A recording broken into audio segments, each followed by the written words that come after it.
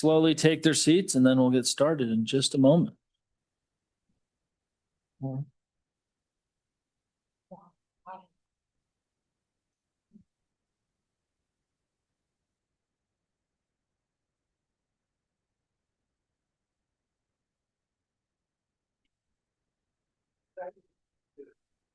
well, thank you. Oh, I am. Thank you. Thank you. Yeah. Well, I appreciate everyone moving the schedule up a little bit, and I appreciate those that were traveling this morning going a little quicker. And it is 1:17. We'll get back to our business. And with that, we welcome the Wyoming Office of Tourism and a couple of new faces. So please introduce yourselves as you begin to speak, and welcome to TRW. Mr. Chairman and members of the committee, I'm Diane Schober, the Executive Director at the Wyoming Office of Tourism, for just a few short, hot minutes. And thank you very much for your time today. Here with us is Kari Akins. Kari's the Director of Strategy and Business Operations at the Office of Tourism. James Schoon, our Director of Global Partnerships.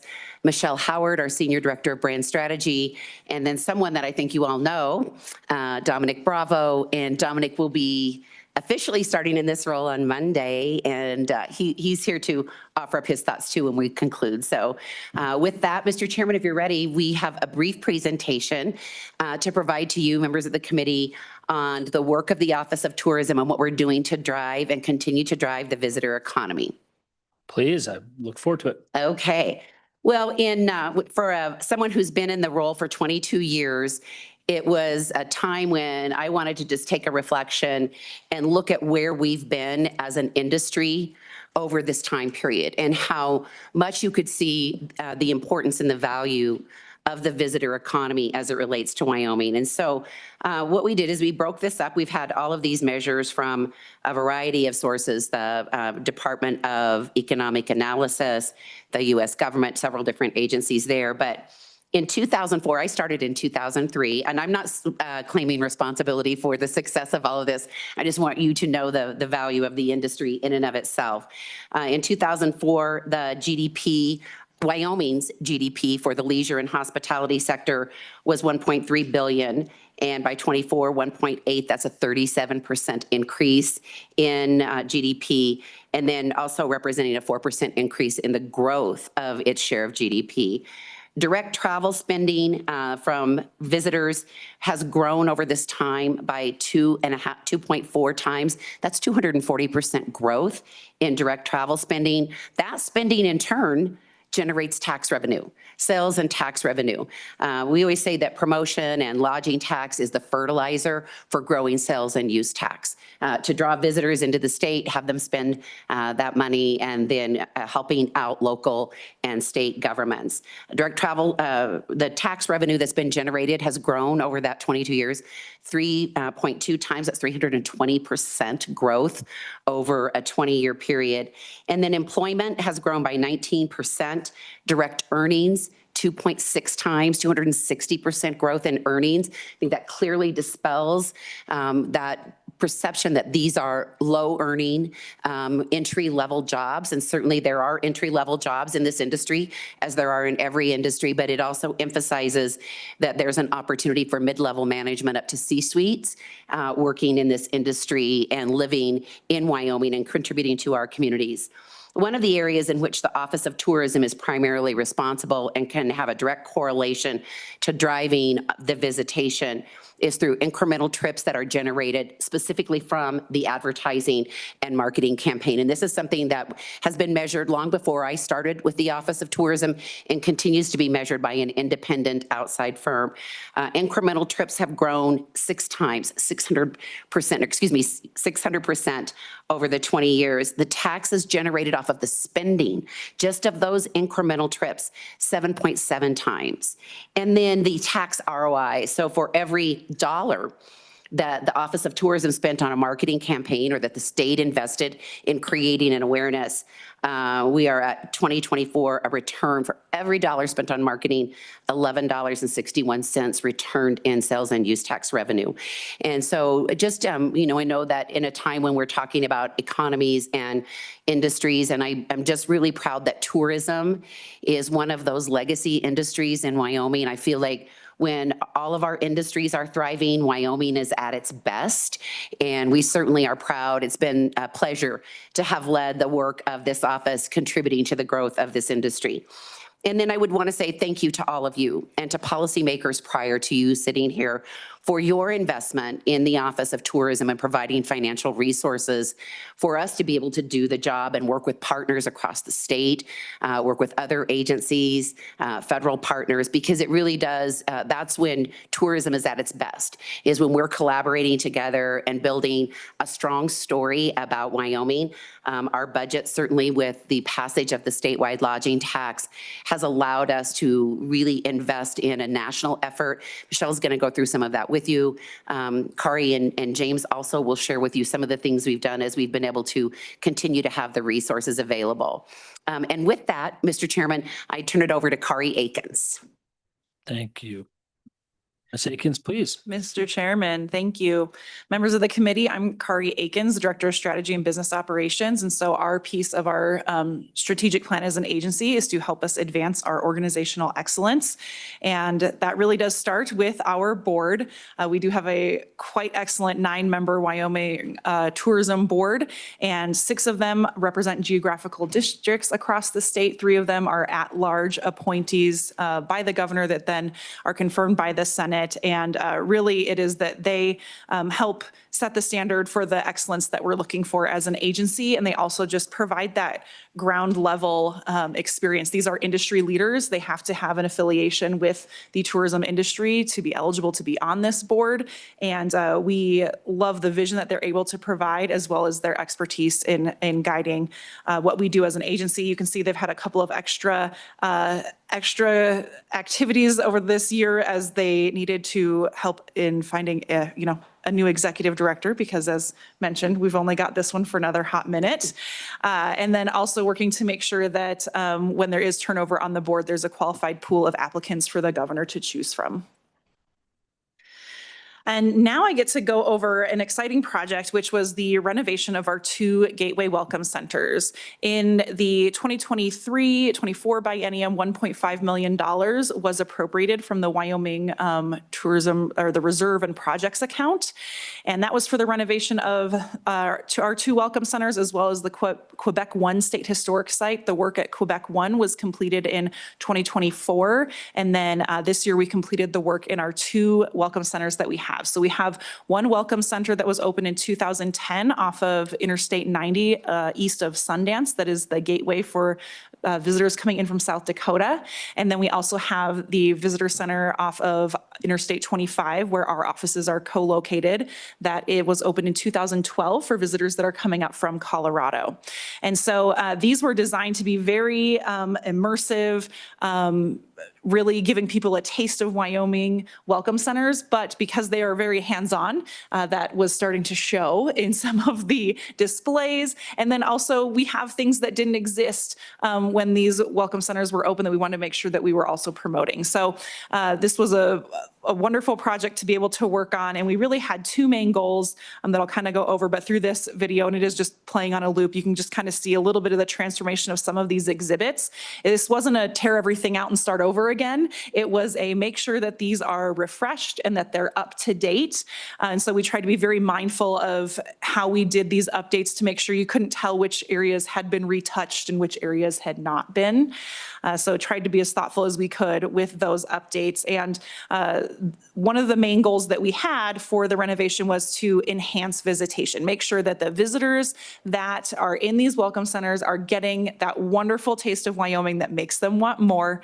And so we did that by adding in some engaging video content. The videos go over some things in Wyoming history, culture, attractions around the state. We also updated all of the interpretive panels with a new design. We made the images larger and reduced some of the text. And then we really was just kind of a refreshing of some of the immersive exhibits. And one of the exciting parts was we did add an audio element in the teepee that is in the Wyoming or the Southeast Wyoming Welcome Center, where we were able to work with the Wind River Visitors Council on getting 2 excerpts from their travel stories, that audio tour that goes through the Wind River Indian Reservation. So that was an exciting enhancement there. And then our second goal was to increase the length of stay. And so the ways that we did that was we did incorporate our trip planner. So you can see in the bottom left, that's actually a University of Wyoming Worth student that is navigating the trip planner on the end of that train. And so people are able to use that trip planner there. And then there's instructions for them to know how to turn that mobile if they want to. We also have countertop kiosks at both welcome centers now that are fully integrated with our website. And so our partners or people that have a business that they want to do their free listing on our website that's been available for a long time, that is now fully integrated. So if they update their listing through their partner portal to be in our official travel guide and on our website, then that will also populate within the kiosks in the welcome center. And then finally, it seems very simple, but we added short lists on the majority of the interpretive signs of places to visit, actually pointing people directly to, if this is a topic that interests you, here's where you can find more of it around the state.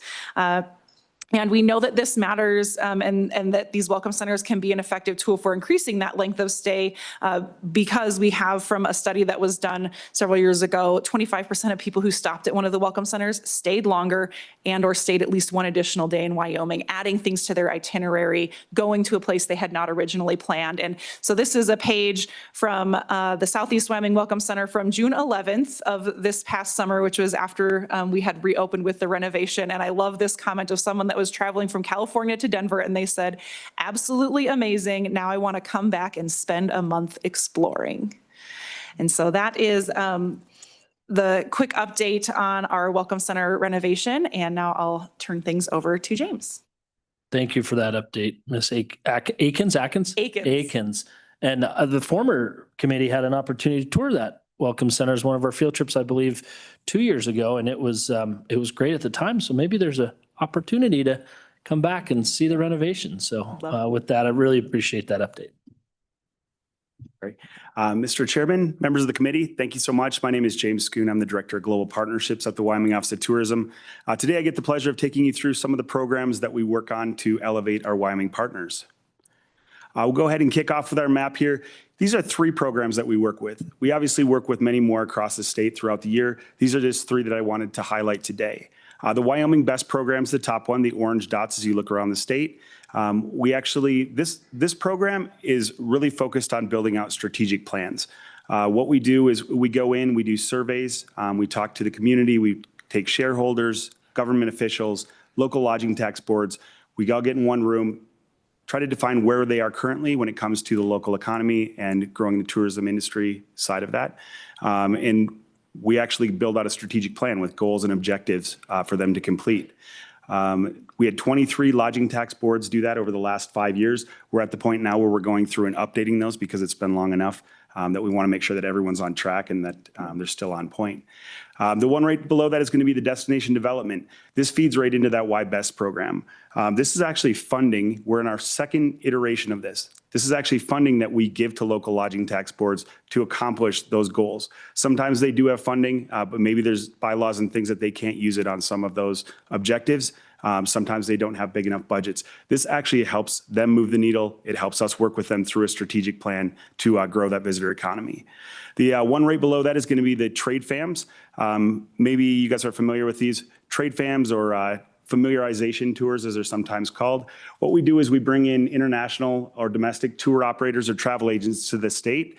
They get to go to activities, restaurants, hotels firsthand. So when they go back, they'll know how to sell to their clients, what they're going to see when they come over. This year we had 18 FAMs across the state, 53 participants from around the world. I mentioned the Destination Development Program. They have until actually the end of June to complete these. They're doing their tracking right now. Our team's working with them.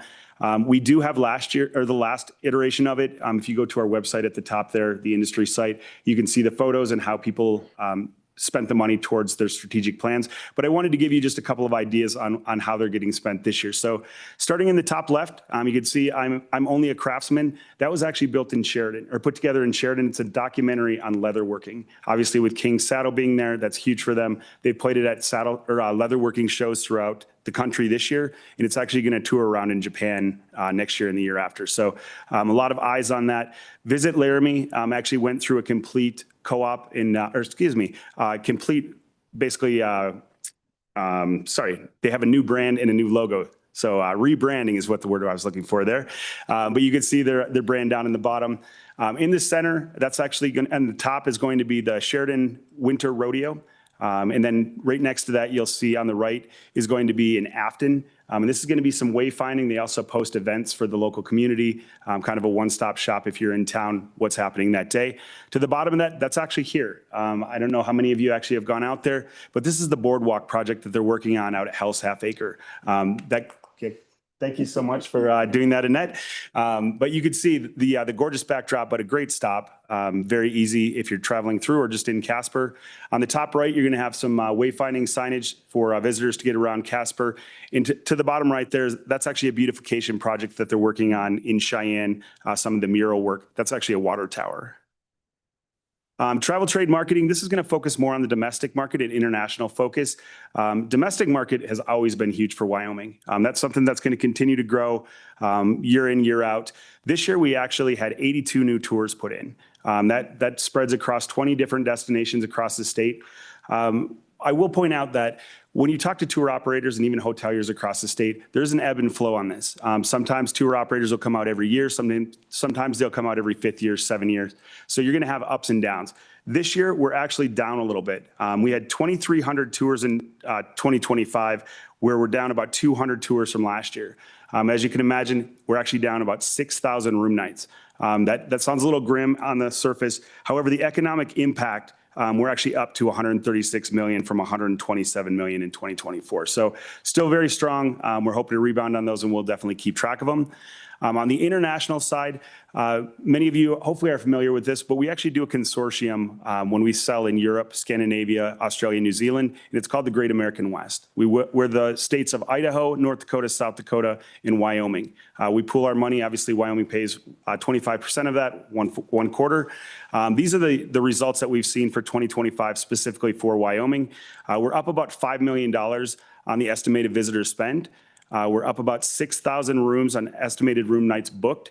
You'll notice the one thing that we are down on is the tour operators. And that's the tour operators or travel agents that are selling Wyoming. It's not because that they're not interested in selling Wyoming, thank goodness.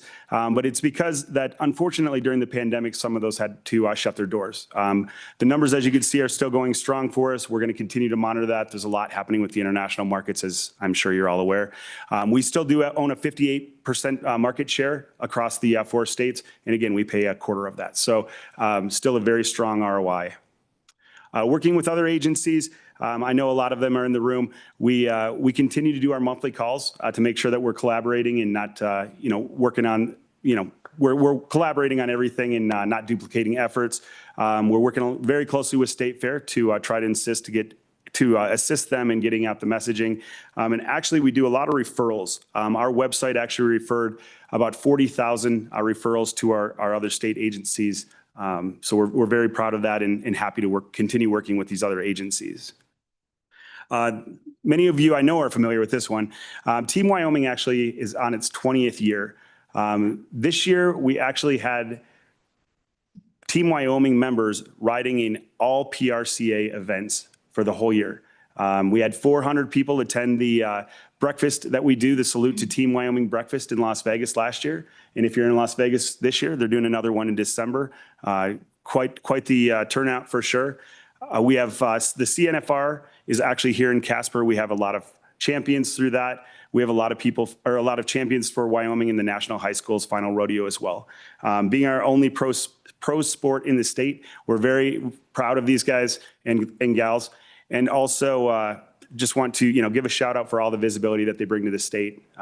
They ride with our flag for sure. So with that, those are just a few programs that I wanted to highlight. So thank you so much, and I'll turn it over to Michelle Howard. Thank you, Mr. Schoon. Ms. Howard, please. Thank you. Thank you, Mr. Chairman, members of the committee. Marketing always gets to go last and close out the show of the work that we do. I had very fond memories when James was going through the destination development projects of seeing the boardwalks being built out in Hills Half Acre. I started my career with the Wyoming Office of Tourism in the film office back in '96, working on Starship Troopers with Pat Sweeney. See you in the audience there. We spent a lot of time on that project for sure. So that's great. They're doing some boardwalks out there since, spent a lot of time out in Hell's Half Acre early on.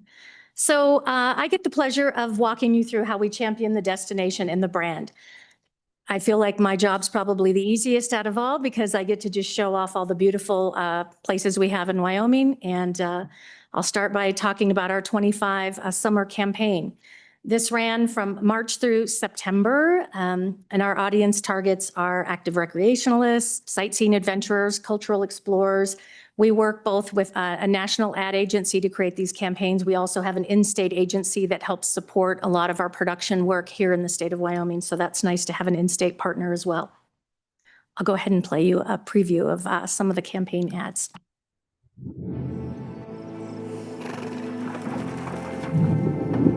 When you're free to explore, what is it you'll hope to find?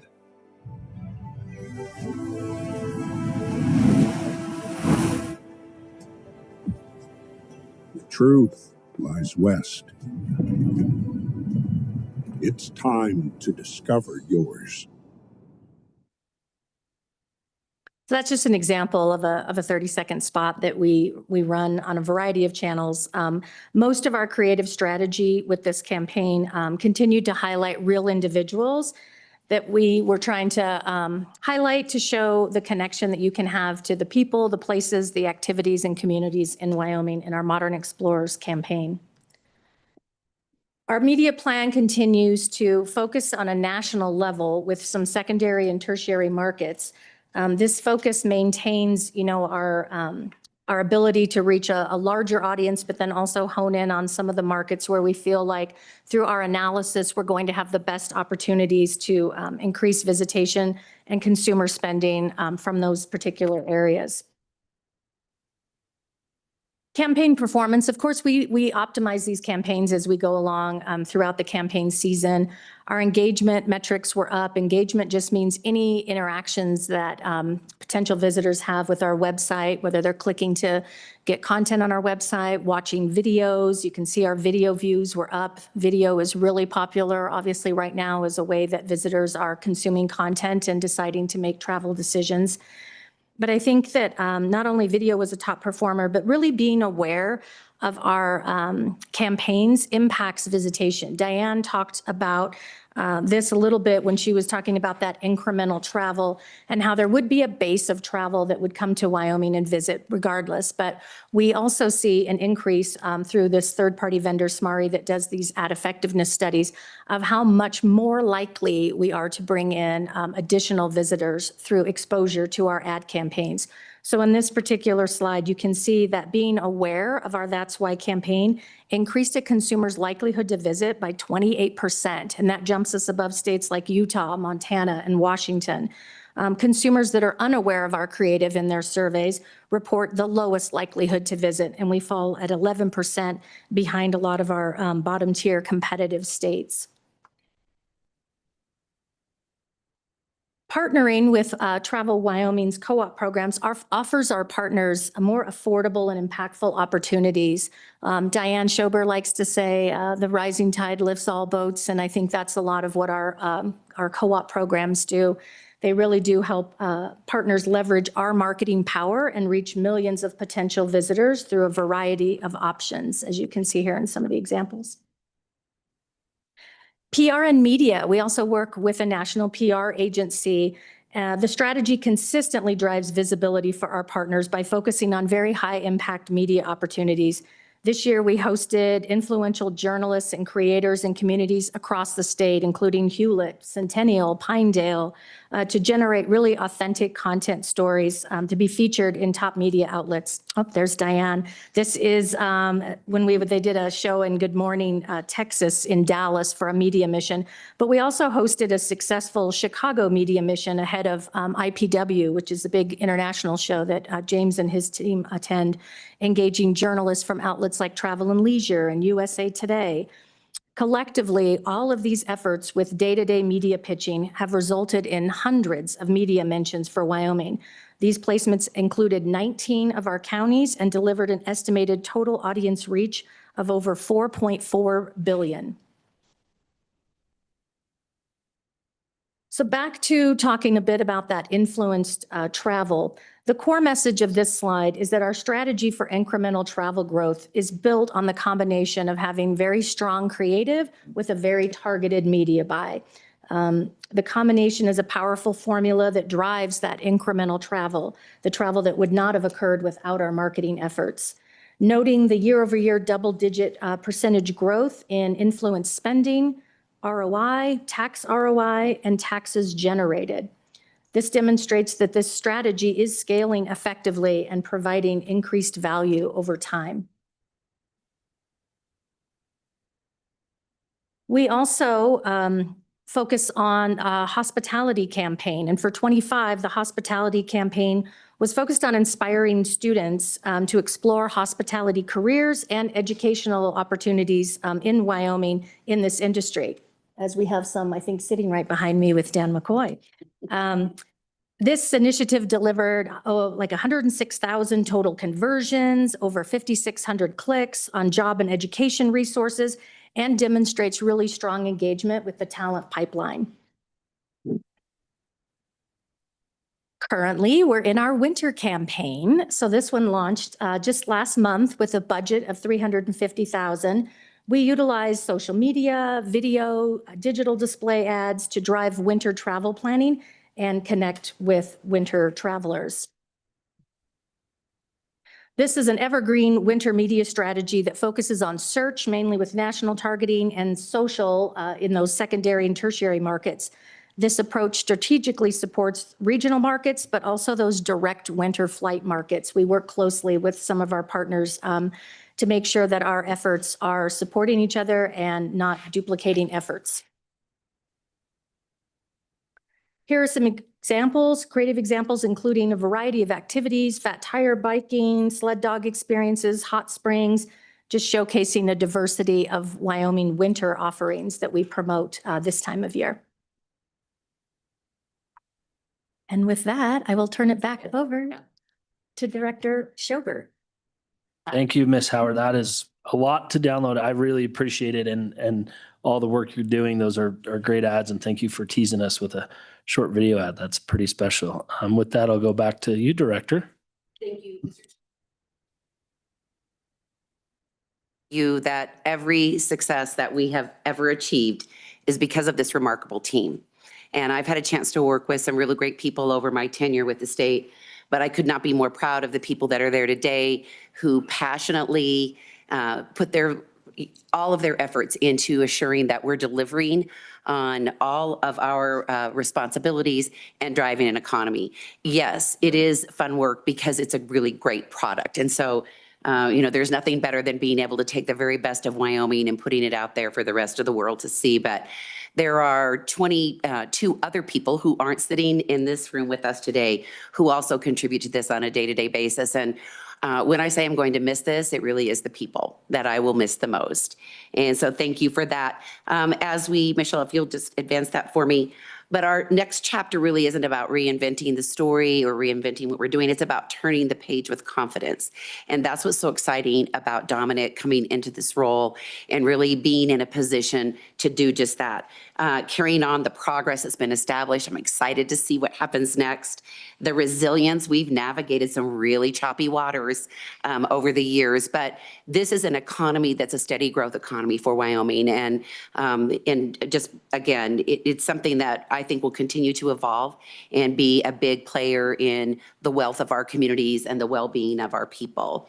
And with that, it is really at the heart of this is always about the people. This is the business of hospitality. This is where we treat strangers like friends and we welcome people into our communities and make them feel like, they've been here forever. And then you get a comment like the visitor wrote in the Welcome Center, I want to come back and spend a month. And also just want to say thank you to all of you. It's been a pleasure having an opportunity to work with you. You all have been so supportive, and this committee over the years has been just a joy to be in front of.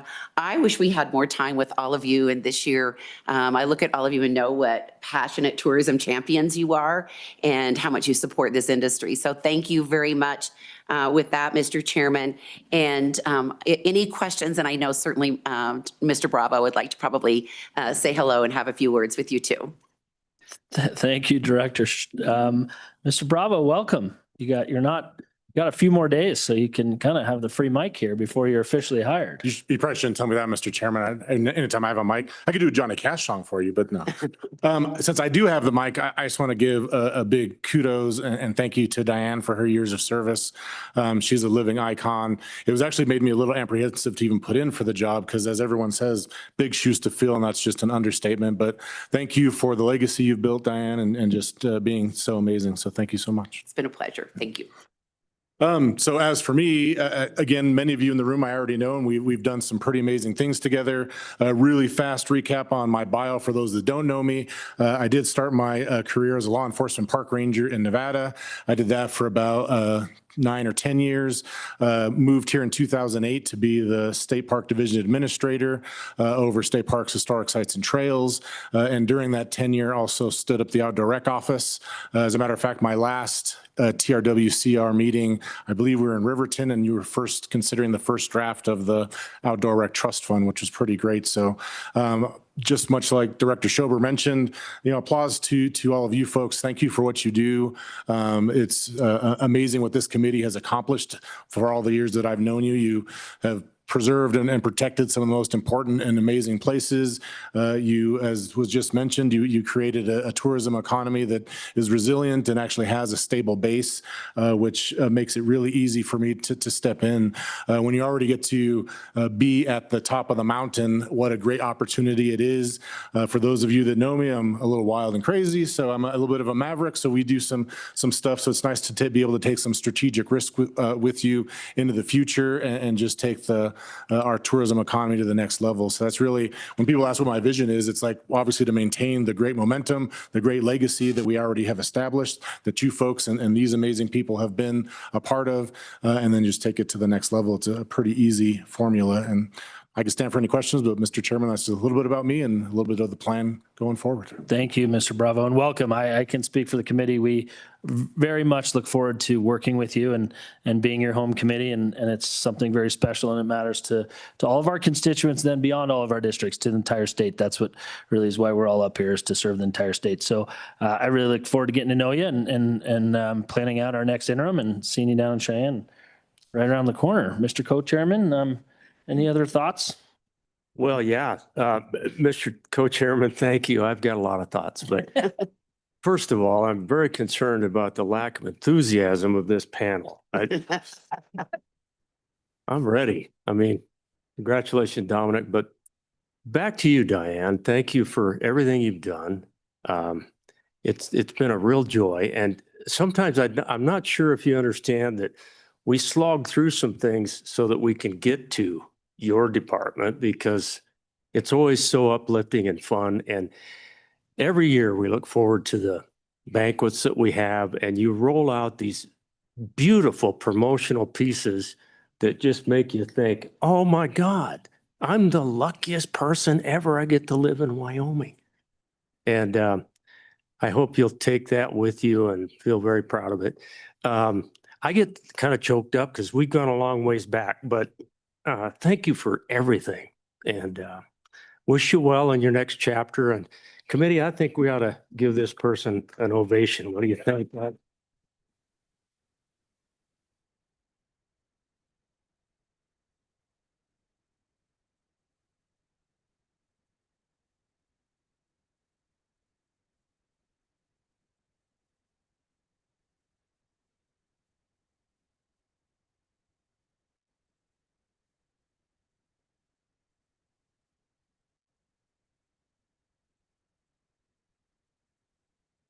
Thank you, Mr. Chairman. Thank you, Mr. Co-Chairman. I certainly couldn't have said any better. And I want to open up this for questions, but I really think that there might be some committee members that have spent some time with this department and specifically Ms. Schober, and I think they might have some other thoughts, and hey, maybe we'll get up and do some more applauding. So why don't I'll start with you, Representative Worf, and we'll just committee, we're going to work our way from Representative Worf all the way down to Representative Storr. So please.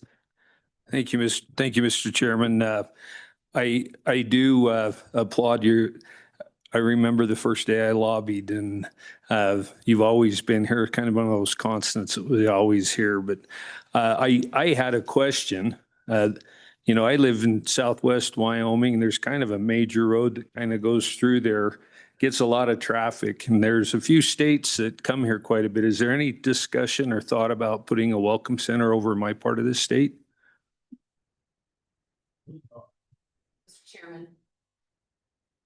Mr. Chairman, Representative Worf, there is a welcome center there run by our colleagues with state parks there at Bear River State Park.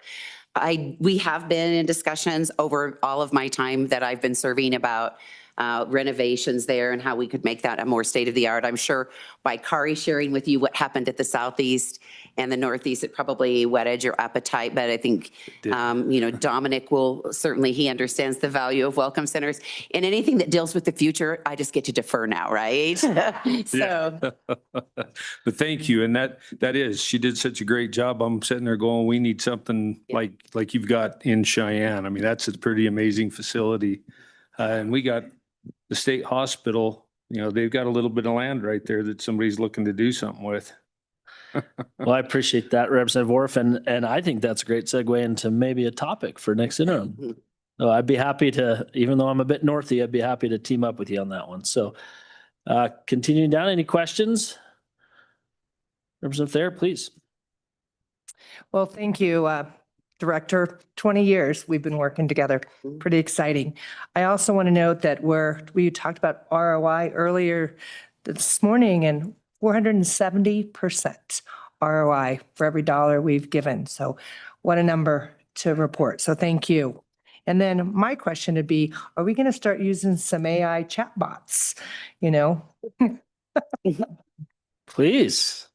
Mr. Chairman and Representative Thayer, yes, we are. We're actually launching, we have a chatbot now on the site that's a trip planning tool, but we're launching one just next week that will be really incredible. It's going to be integrated throughout the site. It was funny, we were on a call talking about how do we integrate this new tool, because chatbots have been like, somebody said on the call, don't put baby in the corner. A lot of those chatbots just end up in a corner on a website. And they were like, nope, they've got to be integrated throughout the site now on images. We're building itineraries just from video. If you see a video you like, so that it'll just build an itinerary for you and identify everything in the video. The technology is really incredible what we're able to do. And I'm excited that we're going to be launching this new version through a company called Mindtrip on the site next week. Okay. Yeah, please. TravelWyoming.com. And that's exciting because that's going to whet their appetite to actually get them here sooner or faster or longer. Thank you. Maybe continuing down, any other comments? Representative Connolly? Yes, I have one. Thank you. Thanks for everything you've done for us, for Wyoming. You've done such a good job that now we have a problem with dispersed camping on the Bighorns. So I'm like, congratulations. Now we have a problem that's, you know, a good one to have, right? So thank you, and hope you have fun in your new endeavors. Thank you. And I would just, Mr. Chairman and Representative Conley, through the work of the Why Responsibly campaign, Traveling Responsibly, the partnerships and the collaboration between the U.S. Forest Service, certainly the Bighorn National Forest. And, you know, there's a lot of work going into helping to educate visitors about, we want them to be responsible users of our lands and the places that we love. This is an area where you are in excellent hands with Dominic. He's very familiar with this area. So I think, you know, you'll continue to see the partnership of addressing that with you. Thanks. Thank you, Mr. Chairman, for the opportunity to thank these lovely people. So thank you so much. I don't have too much more to add. We've got great committee. I'm sure you'll get lots of more thank yous for all your incredible work, but I appreciate that you're the #2 industry and you continue to grow every year. That's incredibly important as we continue to talk about needing to diversify our economy. Thank you. Thank you, Mr. Chairman. Thank you for all you have done. I mean, just your years of giving of yourself to our state is much appreciated. Beyond words, beyond words. So here's a question. Well, thank you all for being here and taking the time and just for what you do to help promote our state and preserve our state. So the question is, I've had a few conversations just locally with the city, city of Casper and our county. So what can our individual municipalities do? I mean, if there are historical areas or other destination areas, how do they reach out to you to become part of that state narrative in terms of, and I don't know what support looks like in terms of whether it's marketing or resources or financial, that they can actually work with the state. How do they do that? And what do some of those resources look like? Mr. Chairman and Representative Campbell, thank you. And James really touched on this in his area, but there is a mechanism through local lodging tax boards, and Annette Pitt is here with Casper doing a fantastic job. But really that's where when you want to start collaboration and layering in, it's important to start with your local communities because that's where the greatest information and knowledge base is about the assets and the opportunities. And from there, then there are cooperative opportunities with the state. State buys into cooperative opportunities nationally. But I would encourage anyone who wants to get started on something at a local level that they would start with their local lodging tax board. Both sitting also in the audience, someone I know you all know very well, Pat Sweeney and also Renee Pinton-Jones have been very involved in Visit Casper and boards in past, but they also have served several years in past iterations of the Wyoming Tourism Board and have been part of building out this fabulous program. But there are examples of where you have leadership and guidance, you can really build strong product. Anything else on that? Okay. Thank you.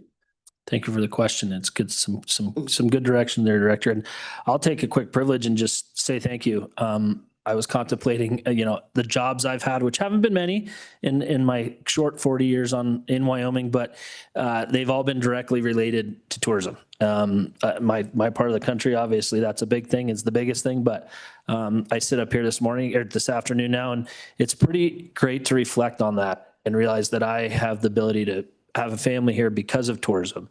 And whether or not I was guiding, outfitting in my current roles, but it is due to your office and the great promotion you've done and the great resources our state has and that we have to protect and promote. So I applaud you for that. And I know a number of other committee members have worked with you this whole time. So I want to be respectful of their time. And I will also offer, with that AI bot, Mr. Co-Chair, maybe we could ask that AI bot what the #1 committee is and see what it says and maybe manipulate that algorithm. But with that, I'd love to send it on down the line. And I know a couple of my colleagues have had some great time and certainly look forward to Representative Harshman's comments because he taught me a lot about this #2 economy in the state and how great it is and how sustainable it is and how it's growing at a really responsible rate. So with that, Mr. Co-Chair.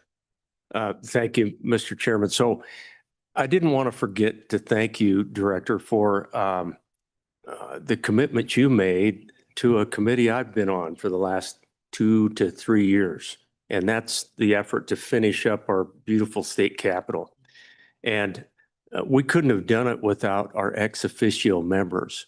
And Amy has been terrific. And so I hope that you will pat her on the back when you get back. And she's just one of a great team.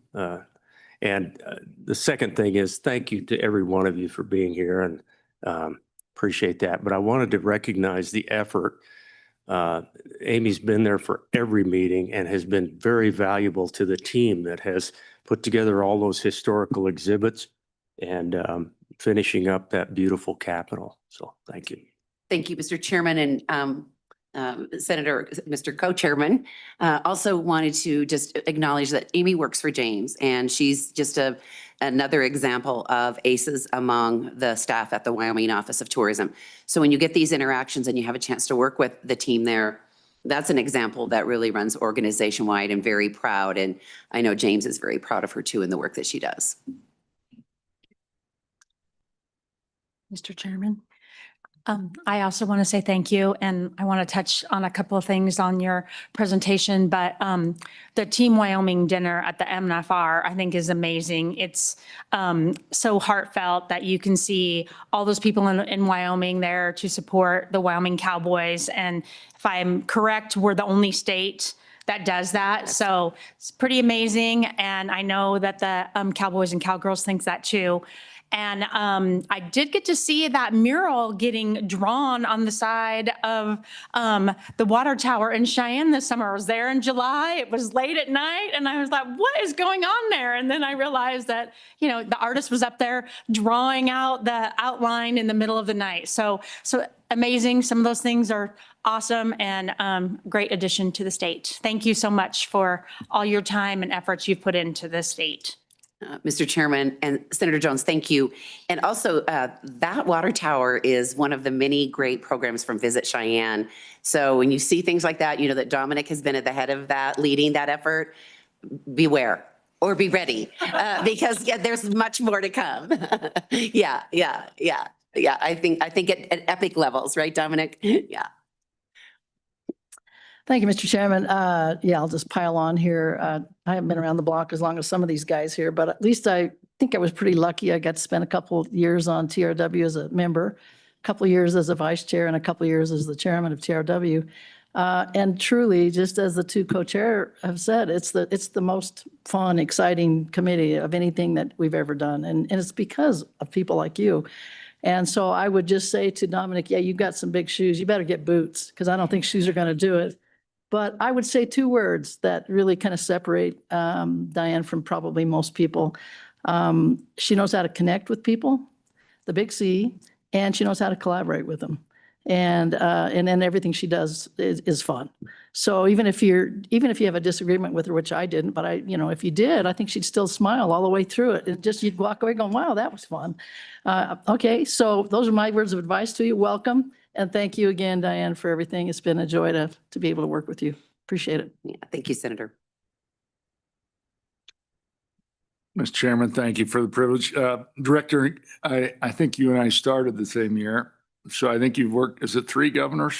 3 governors. Yeah, you and I have worked these same years together. And my 10 years on appropriations, and I just think of where your budget has gone from a general fund budget, riding the ups and downs of the mineral industry, to now off of the general fund type budget and a steady stream that really will support and grow, our second biggest industry in our state. And I just think, so this whole stability thing that's happened over the last 2 decades under your leadership is huge, moving us forward. I think how and the trust fund that's created with that, all of that is just, the stability, and then the product development is just going to continue. And then I just think, as a Wyoming girl, I think your support, your dad served out there at Casper Army Air Base, your support for that,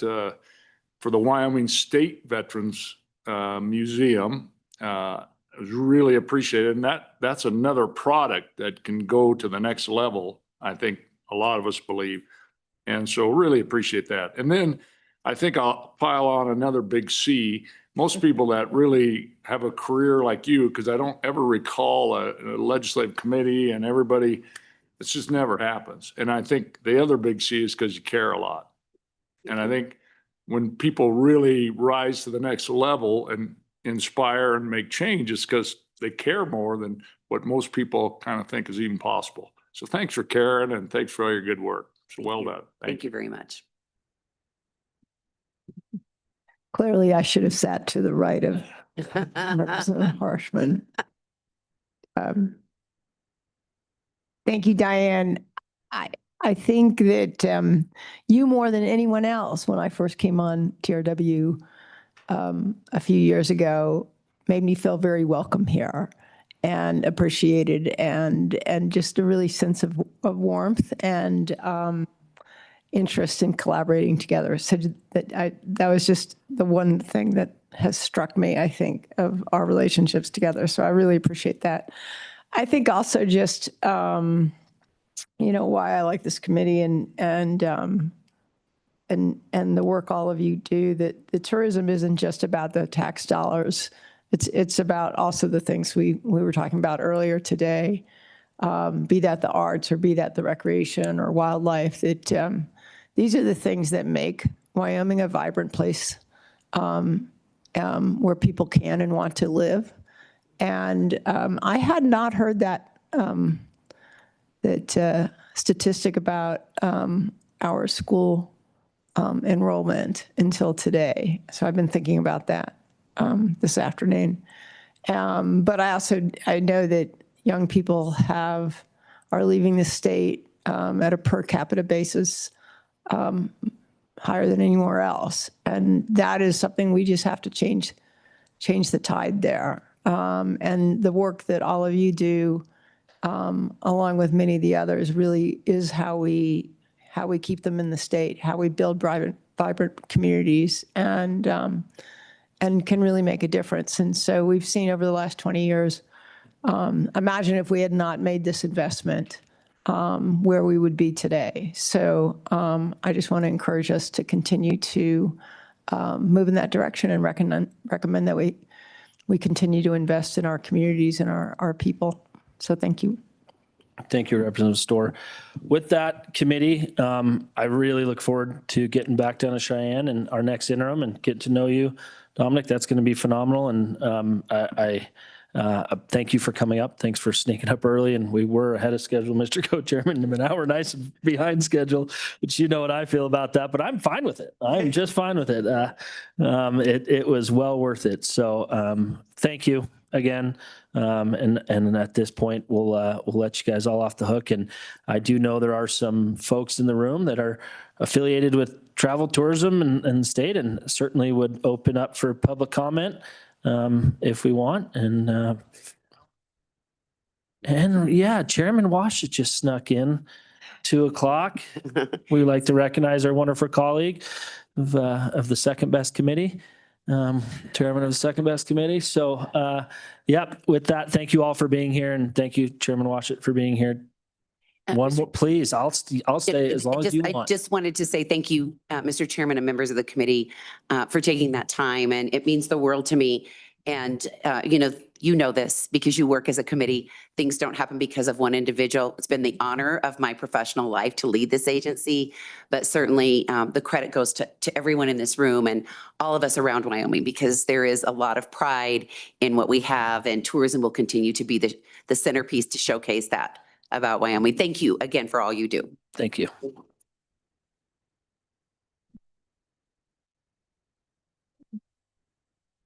And with that, we will run into public comment on the Wyoming Office of Tourism.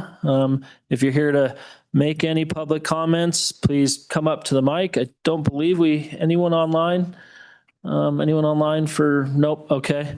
Anyone would like to have any public comment on Office of Tourism? All right, well, with that, Mr. Co-Chair, it kind of segues perfectly into our next topic. Unless, am I missing someone or are we? Okay. Please. Come on up. It's going to be special for me. As a proud alumni of the University of Wyoming, I have some future alumni in the room and some current alumni in the room. And with that, we know each other well, but please introduce yourself. And we're looking forward to hearing from you, Dan, and all the things you're doing that certainly directly relate to the topic that we were just discussing. Well, Chairman, members of the committee, thank you for the opportunity to provide your committee an update today. I'm Dr. Dan McCoy. I'm the director of the J. Kemmer Worth Institute at the University of Wyoming. And I'd just like to ask the chairman if I may kind of recognize some individuals who came up with me today from Laramie from the university. Is that okay to do? Please do. I certainly was never recognized when I was a student. I was almost forgotten. Yeah. But no, I would love to learn more about all of them and learn their names, and welcome. Great. Well, I put out a call to a few students, and they were really a lot more than I expected, said that they really wanted to stay locked in a car with me for 5 hours across Shirley Basin. So I really appreciate the opportunity for them to come up and be part of this. I'd like to introduce Chairman and members of the committee to Jacob Hainish, who is from Laramie, Wyoming. He worked for Glendale State Parks and Historic Sites this summer on an internship. Hopes to continue on in grad school after he finishes up.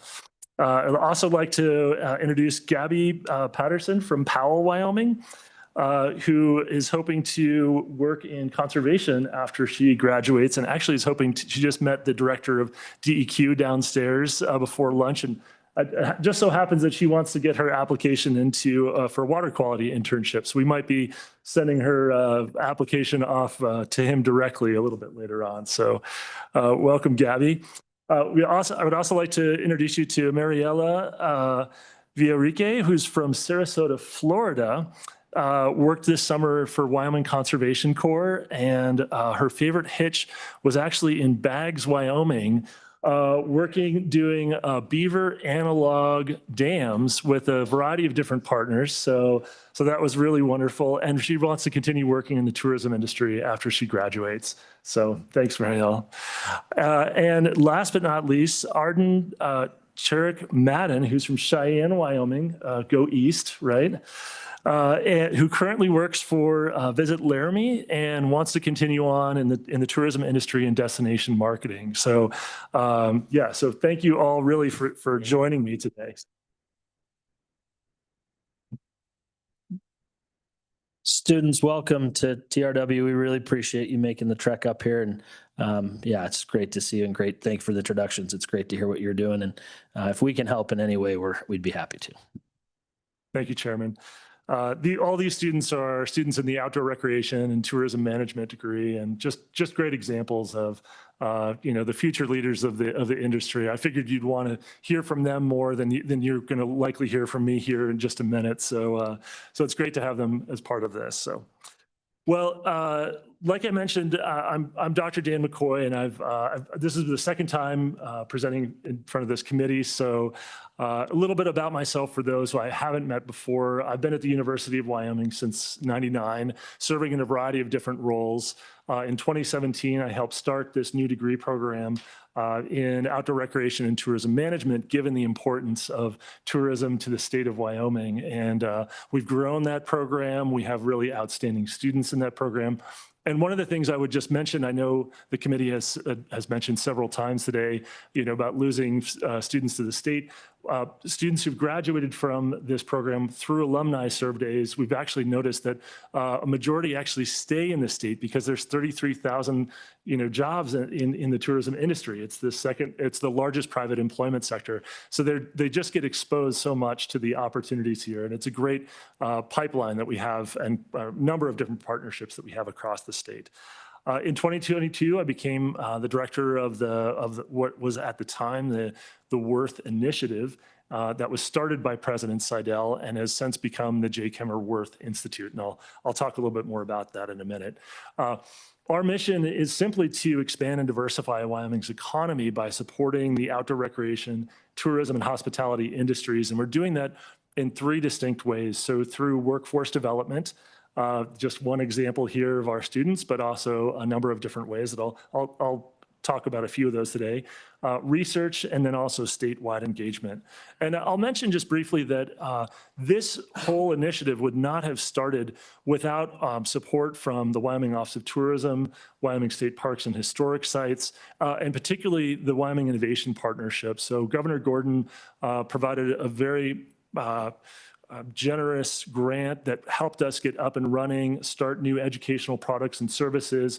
We really appreciate the support through that, and for that, we wouldn't have been able to start and be where we're at today.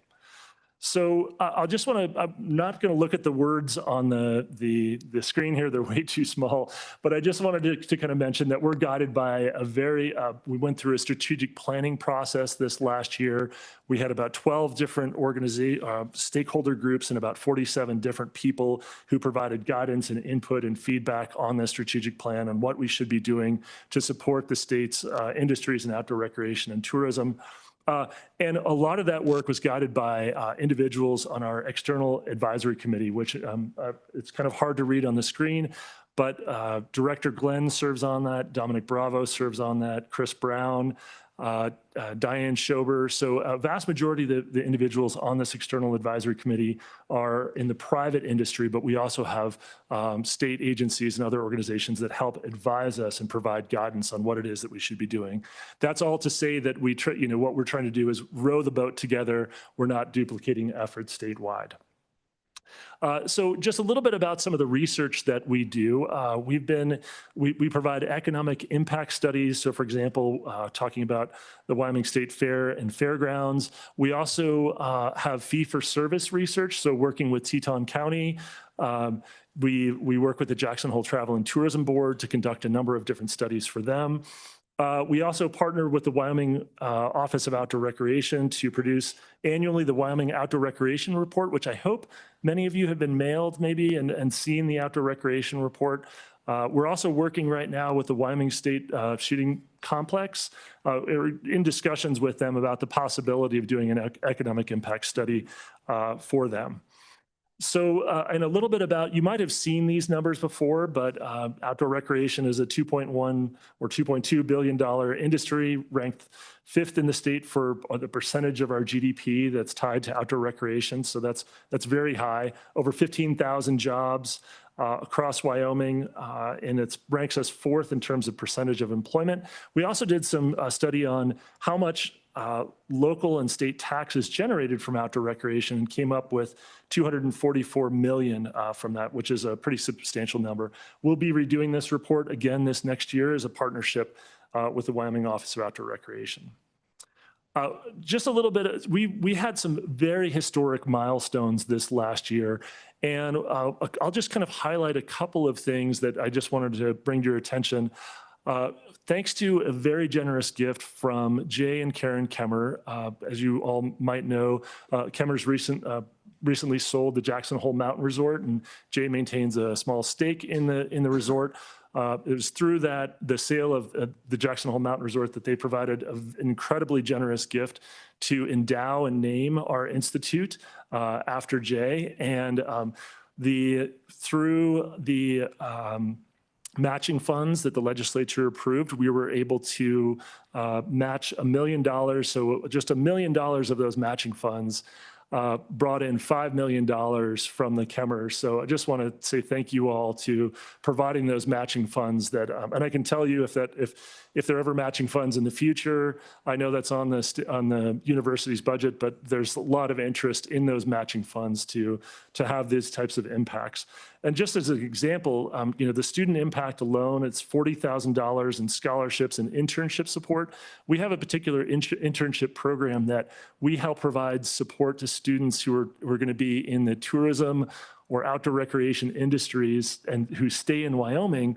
We can provide them with small grants or small scholarships during the summer so they can pay for an apartment in a place where, in Pinedale or wherever they might find themselves. So it just provides a little bit of internship support and it gives them exposure to the wonderful opportunities in the state. So that's been incredible for opportunity for students and also for the industry.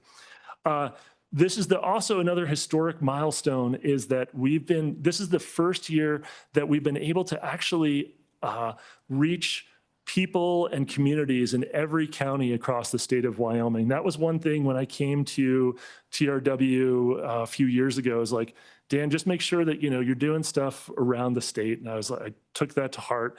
And we've brought programs and services to communities all over the state and had people who participate in our statewide engagement efforts in every county in the state. So we're really proud of that. Speaking of which, a couple of our statewide engagement things that are coming up, and Representative Byron and Chairman Byron, appreciate you coming to this last year's Wyoming Outdoor Recreation Summit. It was great to have you there. We're doing that again. This brings together people from all over the state. We're going to be going to Saratoga, Wyoming this year. They really, Carbon County really rolled out the red carpet for us to, well, we're not staying at Brush Creek Ranch, but we tried. Yeah, maybe next time. But this last year, we brought 160 attendees, 60 speakers, and 21 sessions. This is a great partnership with the Wyoming Office of Outdoor Recreation. And speaking of which, we also are going to be convening again Search and Rescue. They've really appreciated our help and support. Their teams really struggle. I mean, they just have a lot of challenges related to funding and convening, and it's been really helpful for us to kind of bring those teams together. Last year alone, we had 75 attendees, 25 speakers, and 11 different sessions to help support those teams. So that's been really helpful. Just wanted to briefly mention, Director Schober was here, and Diane and Dominic as well. We were recently just took 38 students to Glendo, Guernsey, Cheyenne, and Cheyenne on a 3-day, 2-night fam trip. That was a great exposure for the students. And actually, Jacob, I believe, was on that trip with us, and they got to meet 40 different industry professionals. We went to the Ford Wyoming Center, Glendo State Park, Cheyenne Frontier Days. It was just wonderful for them to meet people in the industry. And actually, one of our students walked away with a job at the end of it, which was not really expected, but it was wonderful. And previously, we went to Cody, Yellowstone, and Jackson and Du Bois. And I think this next year, we're hoping to probably go west. So hopefully, along the western corridor of the state. Just one more slide or two more slides here. We also, these same students, I teach a course in the spring called it's a capstone course, and we partner with local communities to engage students in research and needs that communities have. For example, the Rails to Trails may eventually go through the Bighorn Basin, and trying to figure out, how ready those communities are for, additional visitors coming. So as Representative Connolly mentioned, dispersed camping is being a challenge, but the students really dug in to try to figure out the readiness of these communities to accept an expansion of tourism as just one example. And we'll have many more of these projects to come in the next few years. Well, also, just last slide here is that we partnered with the Pulte Family Foundation, and these 4 students were our winners. We gave away $20,000 through a Hospitality Innovation Challenge through a partnership with the Pulte Family Foundation for their Humanitarian Hotels Initiative.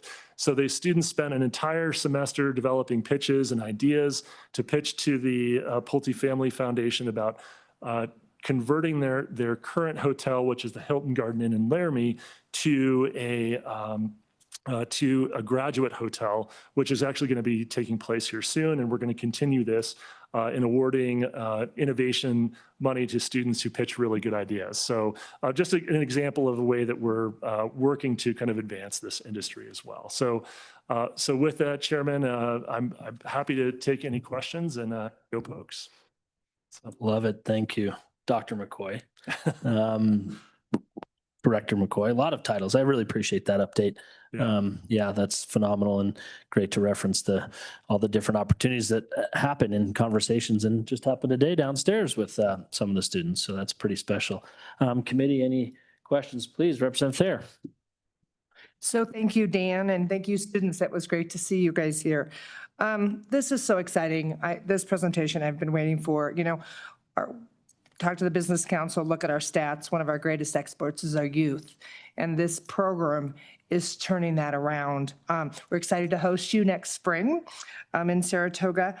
An crazy idea I just had, but a question maybe for Dominic and you, Dan, is there an opportunity to take the strategic and work plan and have a session at the Governor's Tourism Conference as a tool for businesses or EDOs to take that strategic and work plan and say, here's some resources. On top of that, then you have the grants opportunity for internships. So I'm just wondering, we have some great sessions at the Governor's Tourism Conference, but could we work that Governor's Tourism, or excuse me, the strategic plan and show them the numbers and, get some businesses excited that there's some opportunity? Just a suggestion.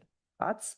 Yeah, please. Chairman, Representative Thayer, I've actually been in conversations currently with Chris Brown about presenting to the, there he is. Yeah, but I think it was a little bit more focused in on workforce specifically, because that continues to be an issue for the state. But I think that's a great idea, and I'd be happy to continue that conversation with Chris, so. Thank you. Chairman. Follow up. Yes, please, Representative Thayer. And I think we have a new outdoor rec business that just relocated from Georgia in Rollins, and it's exciting, and they're blowing things out the door. They're right on the Continental Divide Trail. We recruited them from this little town in Georgia, and they are loving Wyoming. So you have to check them out. It's called Great Divide Outdoors. But this is the kind of thing that they want to go to and learn what tools and resources we have for community and economic development as a business. So thank you again. Thank you. Thank you, Thank you, Representative Thayer. Representative Connolly. Thank you. I would like to hear a little bit more on your collaboration with Search and Rescue. Yeah. That's, if you would, please. Yes, I'd be, Chairman and Representative Connolly, we approached, so dating back several years, I think it was 5 or 4 more years ago, there used to be a statewide search and rescue conference, but I think there was some impropriety, and this is well before my time. And it had been a long time since that search and rescue teams had gotten together and met and kind of talked about sharing resources. And we reached out to Sheriff Blackburn, who's the head of the Search and Rescue Council, and he thought it was a great idea to start convening. A member of the Worth team, Taylor Kruger, who's a research scientist, is the one who kind of helps organize this. So she got Sheriff Blackburn together and said, "This is a great idea. Let's go forward with this." And I think this was a couple of years ago, was the first time that we convened the search and rescue teams, and it really kind of bore a lot of fruit. There was a lot of interest. There was a lot of ideas. I believe it was we met in Casper for the first time, and from that we decided to kind of continue on with this. It sounds like, from my understanding, is that Sheriff Blackburn right now is looking at potentially setting up their own 501c3 or statewide search and rescue organization, and there might be more sharing of resources that comes out of this, and cross-training and more standards that become developed from this. But I think just we spend a lot of time with search and rescue teams throughout the year to kind of figure out what is it that they want to talk about, who are the speakers that they want to, they really run the show, because we're not the experts here. We're just helping to bring them together, provide a space and facilitate those interactions so that they can kind of bear fruit for what search and rescue really needs. So, yeah. Thank you, Representative. Yeah. Committee, any other questions? Senator, please. Thank you. Thank you, Mr. Chairman. Just real quickly, I just mainly for the students, their benefit. We had some students that did their capstone projects in Southwest Wyoming with the SWAT board, which I still serve on. I just want to let you know that many of those recommendations that they brought forth are being put to use. And so having those young ideas and, fresh eyes on these projects is really valuable, and we do appreciate all that you do. And so I hope that you have some really fun capstone projects that you end up doing if you stick with it, and I know you will. So I wanted to thank Dr. Dan and just say we appreciate everything that you're doing there. And I don't know if that was the first batch of kids that did capstone. I was going to ask you that. That wasn't. Okay. No, yeah. But anyway, they did a wonderful job. So appreciate it. Yeah, thanks. Wouldn't you agree? Thank you, Senator Schuler. Yeah. Any other questions, committee, of Dr. Dan McCoy while he's in the hot seat? Seeing none, I appreciate that. And we will go ahead and open up for any public comment related to University of Wyoming, the J. Kemmer Worth Institute update. Any public comment in the room regarding this topic? Fill the chairs. Students, you want to say anything? You don't have to. Mr. Co-Chairman, you can see that finger up. Mr. Chairman, just a real quick thought. We've got students in the room. Oh, we've got one that's coming forward. I'm going to just shut up and let it, yeah. There you go. You're on. You're good. Don't be scared. We're friendly. I just thank you for having me. I want to start with saying that like I love this state, I love this country, and I'm so glad to be here. I'm privileged to be here. I'm from Florida, so definitely a change for me, like everything happening, and I just wanted to like say how cool it is to see how everything works like in the tourism industry here. Like I'm super just excited to be here and just listen to everyone talk and like see how everything works, and it's just awesome. Thank you guys. We're very excited you're here. For the committee's information, please just tell us your name. Mariella Viereke. Committee, any questions of the wonderful student? And I'm not going to attempt to say her name again, but we can trade a little weather with Florida. We could use a little bit of that. But yeah, please, committee, questions. Thank you for coming up and sitting there. We have a question, I think. Thank you, Mr. Chairman. Thank you for being here. So my question, as you're from Florida, how does Wyoming even get on your radar? And why did you choose to come here? And how do we recruit more excited people to come to Wyoming? It was actually the Helm School of Environment and Natural Resources where Dan's teaching. Dan was actually one of like my first teachers my freshman year, and just the community in Wyoming is so amazing. Like the people here are just so nice. And it's like, I think I've said this like 2 times today, but like everyone knows everyone in Wyoming. Like everyone's so friendly here. And that's like a big reason why I want to stay here, why I want to work here. Just, it's awesome. I can see myself living here the rest of my life. That is wonderful to hear for fellow alumni or future alumni. Yeah, Office of Tourism UW. I think there's a partnership right here. With that, thank you so much. Really appreciate you coming up and commenting. And committee, any other questions? Thank you. Have a safe drive home. Any other public comment on this item? The UW J. Kemmer Worth Institute update, anything online? Nope. All right. With that, I'll close public comment, and we're going to, wow, 2 minutes late here, Mr. Co-Chair. We're back on track. So, spur that horse a little bit. We're going to go ahead and go to Wyoming Lottery, and we're going to have the consideration of bill draft 26 LSO 122, excuse me. So with that, some people I'm sure will filter out and start wandering home. But with that, let's invite our partners in Wyoming Lottery up, and we will first probably lean on you to explain the bill draft, if you don't mind, Brian. And then with that, we will go into some comments. Yep, Mr. Chairman, 9-01 in the online meeting materials is a bill draft that the committee requested at its June meeting. Quite simply, the draft would provide that debit cards may be used to purchase Wyoming Lottery tickets. That's reflected in 917-108A2, page 2, lines 8 and 9, striking where it says debit cards cannot be used and moving that language to where they can be. With that, Mr. Chairman, happy to answer questions. And Mr. Chairman, just one note, the way the bill draft, the way statute is currently structured, the lottery would have to, that board would have to take action to implement this as well. Once we change statute. Thank you for that clarification. Really appreciate that. Committee, any questions about that bill draft and how it was described? A pretty simple little bill, as some of us like to say. With that, any comments from you folks? Introduce yourselves. Some of us have met you and you've spoken to some of the committee at different times, but please, for the record, welcome that. Just start talking to it and they'll get it turned on the backside. Yeah. Well, perfect. All right. Mr. Chairman, members of the committee, Jesse Defoe with the Wyoming Lottery. Good afternoon, Mr. Chairman. My name is Matt Kaufman. I'm a partner with the law firm of Hathaway and Coons in Cheyenne, and I've been acting as outside legal counsel for the lottery since its inception. Mr. Chairman, Mr. Co-Chairman, John Klontz, CEO of your Wyoming Lottery. Go right into it. And so thank you for having us here today. It's good to see you all again.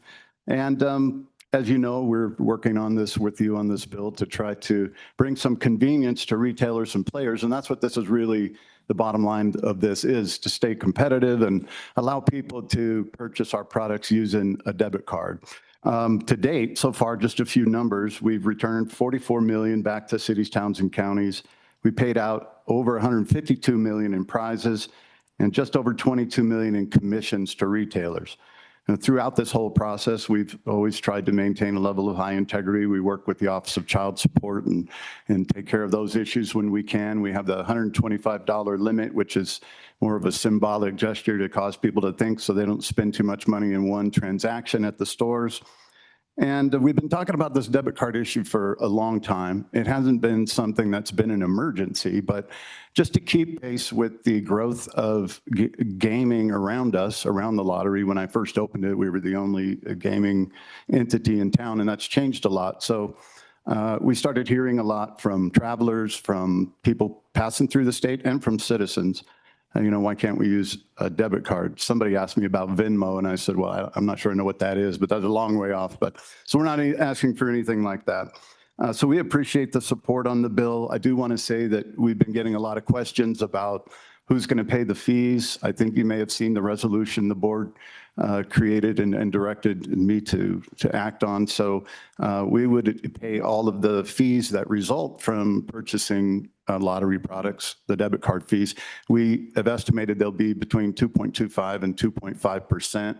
So my original numbers of maybe picking up 5 to 7% left on the table, as I put it, maybe that's more like 2 to 4% since we'll pay the fees.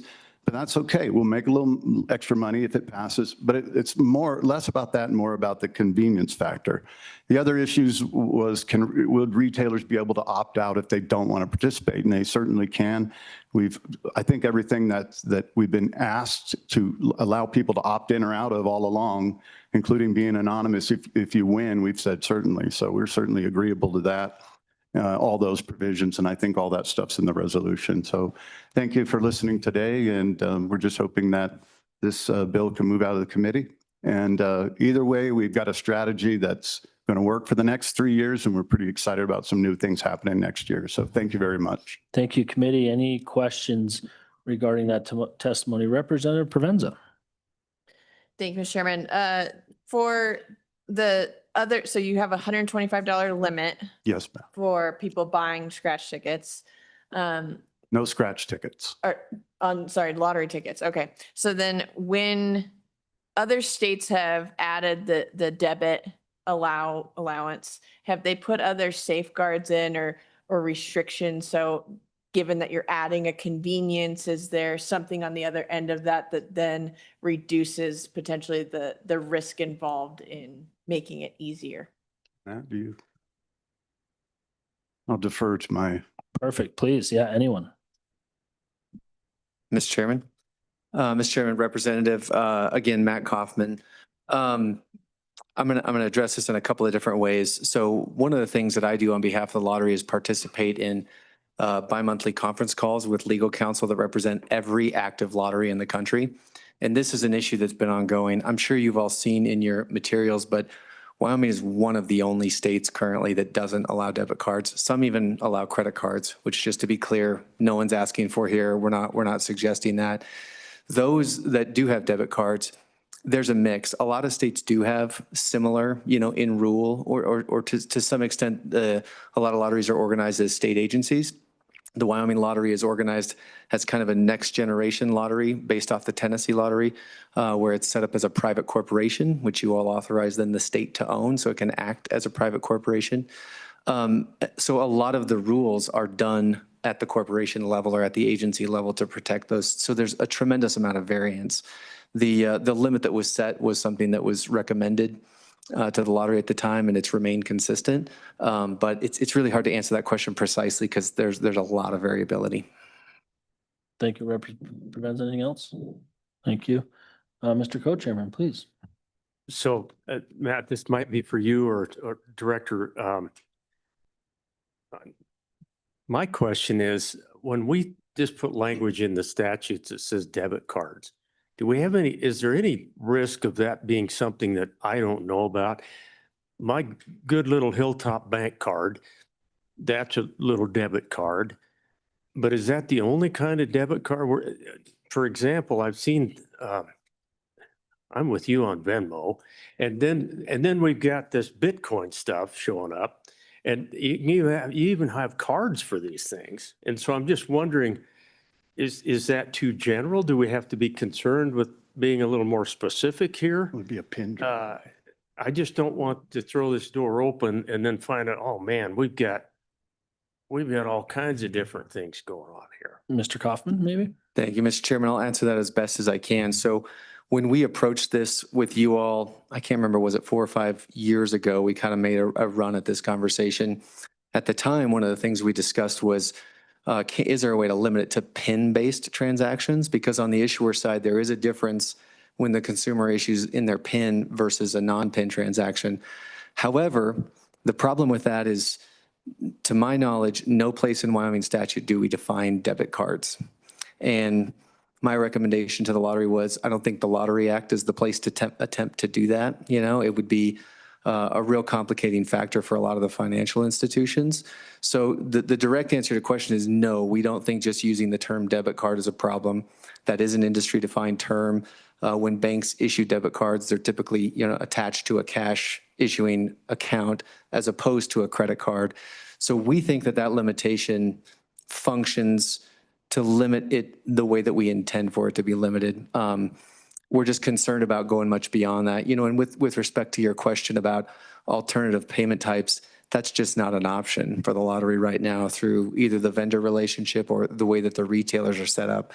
The point of sale has to be cash or a card, and the debit card is, in our estimation, the way to best define and limit that. Appreciate that. Thank you. Thank you, Mr. Co-Chairman. Thank you, Mr. Hoffman. Senator Jones, question, please. Thank you, Mr. Chairman. Okay, I have a couple questions.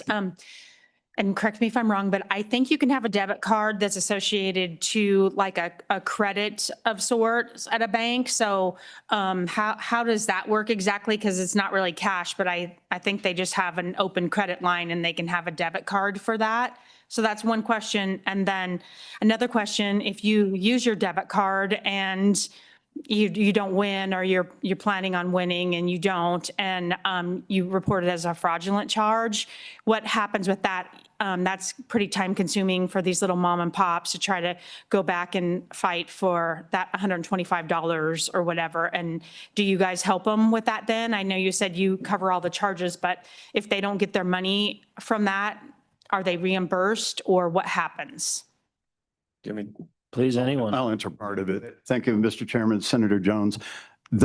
I'll go to the second question. I'll let Matt answer the first one, but those types of things rarely happen, but they have happened. In fact, not too long ago, we had someone who purchased a ticket and then said they didn't want it before they checked to see if they won it, and it made a big stink, and the owner picked up the cost and we reimbursed that person for that. So when those individual types of things happen, we've always erred on the side of making the player or the retailer whole. It doesn't serve us any good to operate any other way. So far, over the last 12 years, we've had so few incidents of that type that it's been pretty easy to square things away with people. And there's nothing that really defines all these specifics, but I would certainly work towards correcting the situation and taking care of that cost. I've never been asked that question before about someone reporting a fraudulent charge just to, report it when it's not really. So I'm not really sure. I'd have to look into that. Matt might have some better answer. But if something, as has been the case for the last 12 years, if something weird were to happen and the retailer or the player were out money, and it was a legitimate complaint, what we've done to this point is just reimburse them for it and then take the loss and report it as for what it is. Thank you. And Mr. Kaufman, maybe you want to take a swing at that first one. Yeah, and Mr. Chairman, just one additional comment on that last component. One of the things that the lottery is excellent at is having surveillance on every retail location, to the point of usually when somebody has a winning ticket, the lottery's identified that person within minutes. So if somebody tries to claim that it's a fraudulent charge, they're probably going to be able to quickly identify if it was them pulling out the card and buying the lottery ticket with it. The other thing, and John, please correct me if I'm wrong on this, but there will have to be two transactions. If somebody walks up to the counter and wants to buy snacks or something at a convenience store and also wants to buy lottery tickets, it's going to have to be two separate transactions. So it's going to be really difficult, I think, for someone to accidentally, include lottery tickets in an otherwise purchase. So just some additional information for you. With respect to the first one, and Senator, I'm sure there's a whole types of credit arrangements that I'm not aware of. The ones that you're most commonly referring to, I think, are most often business type of credit lines and credit agreements where they have revolving arrangements that can be tied to some type of a card. In our research so far, we haven't come across that very often in a consumer, an individual consumer context. But again, I think what the lottery would say and what we've seen other states do is rely on that spending cap, on that spending limit to limit the size of the transaction so that if someone were using their card in a way that was not intended, the transaction size is at least limited. Thank you, Senator. Follow up or? Follow up really quick on Yeah, please. Mr. Chairman, Senator Jones, since Matt mentioned it, I probably should have, but it's very true. My security enforcement guy is a 20-year retired deputy sheriff, and he's a certified fraud examiner. And he has some draw coordinators who are also retired police officers, and they're pretty good investigators. But anytime someone wins a big prize, he has to go out to the location, pull the tape, review the tape, match the person. It's a pretty lengthy process. If someone were to try and use a credit card to make a purchase and the retailer was let them do it, we can see that through this system called the BOSS system. We track every single transaction, every penny. We can track it, we can see it. And so they're constantly looking at this stuff. So there are ways we do have to check things randomly, to check things constantly if we hear of a problem or we think there might be a problem. And then just part of his daily routine is looking at all that stuff. And that's worked really, really well. He's always asking for more people, but then they always do in the security departments. But we were able to keep a pretty good handle on it, and just wanted to make that point, so you know that. Thank you, Senator Jones, for that question, and certainly pretty unique concepts that we don't all understand with our wallets and our different types of plastic. But as one of the only states that is not doing this, I'm sure we could call upon our neighboring states to figure out those nuances if this were to advance. Senator Schuler, please. Thank you, Mr. Chairman. I went and visited with a couple of my convenience store folks before I came down here. I just wanted to kind of hear their 2 cents on this. And the first thing I asked them as well, do you see this as increasing, people, their gambling habits by doing this? Because it is going to be more convenient. And both people said, here's the deal. Most everybody uses their debit card already to buy their gas, and they buy their snacks, and they buy this. And when we tell them that they can't use the debit card for this, they just turn around and walk over to the ATM in the store and get the cash and bring it out. It doesn't make them happy, but they do it. It doesn't slow them down. It doesn't stop them. So to me, that made a lot of sense in terms of whether or not, they're going to change just because they didn't have cash with them. I think most of the ones that we're hearing now from, because we get a lot of folks coming from the state west of us that like to stop in and get them when they're getting their gas and stuff. But the other question I had was the $125 limit, which I think is a really good idea. Can that be done at like 2 different convenience stores, 125 here, and then you go across the street, you go 125? How does that work? Please. Mr. Chairman, Senator Schuler, that's a great question. And it's really, if somebody, does the 125 and then, that the clerk says that's all you can spend, they can go next door and do it again. The whole idea behind that, and it's something I learned while I was at a different lottery, and I brought it because it's designed to make the person think, okay, I'm spending, but there's no real way to enforce it. If they wanted to go to 15, lotteries and buy a lot of tickets, they could do it. So it's not very effective if someone's determined to spend $1,000 on the products. Thank you. Thank you. Representative Provenza. Thank you, Mr. Chairman. Do we know how much we anticipate an increase in revenue? So just looking at surrounding states when they've gone from no debit to debit, how many more people we anticipate that are going to participate, or what the spending, like average spending per person is?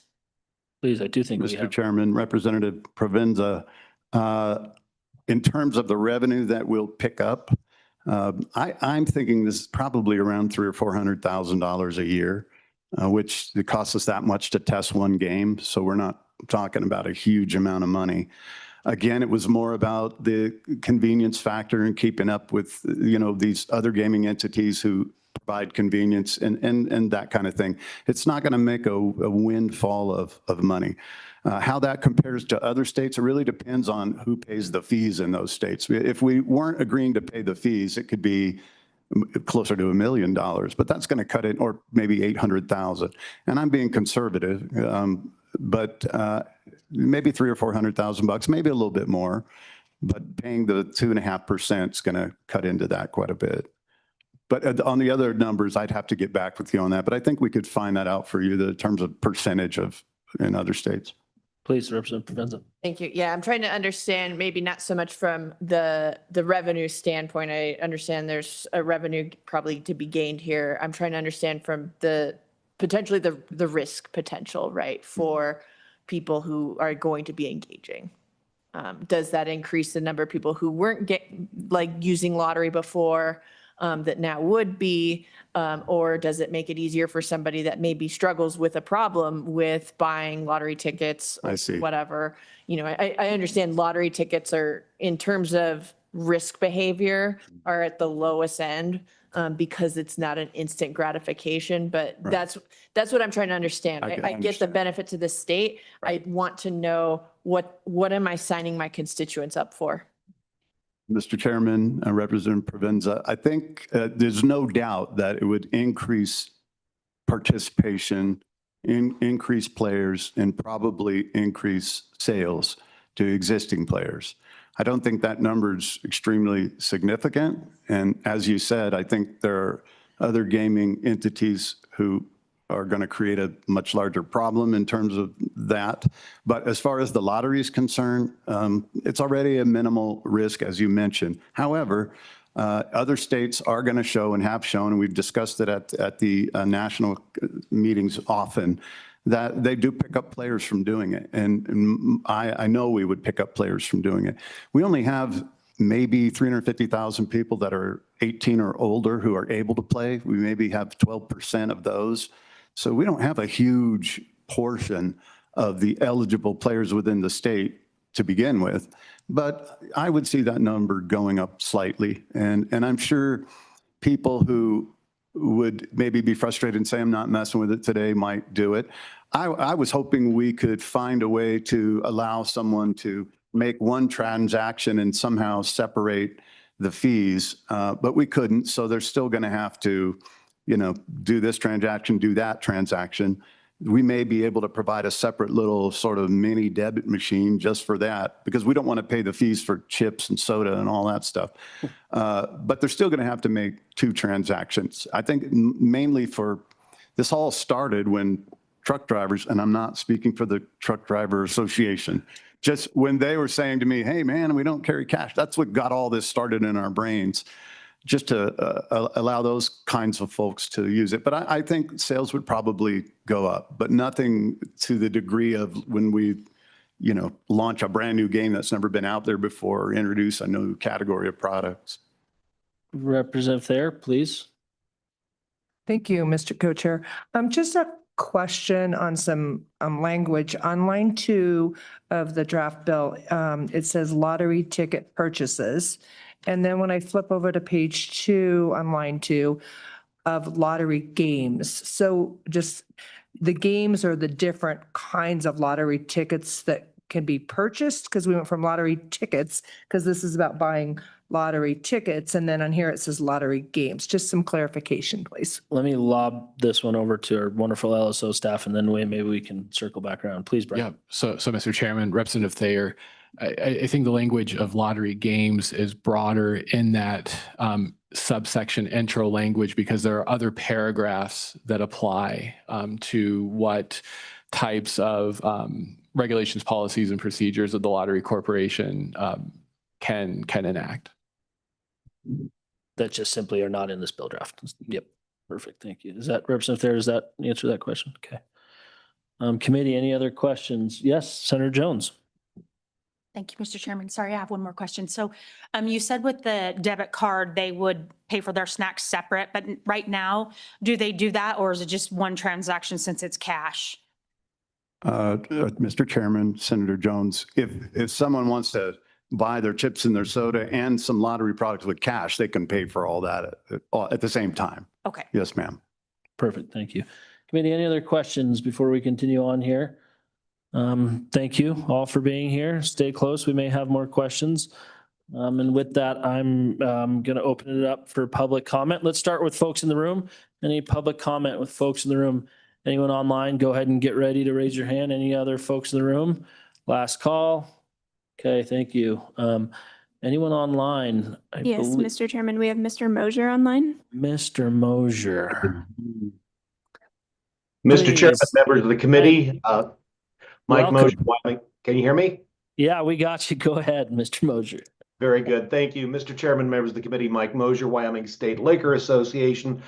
I apologize about not being there in person, but today was also the annual liquor rep meeting, and apologies to Mr. Klontz, but alcohol trumps lottery. So I'm joining you guys remotely.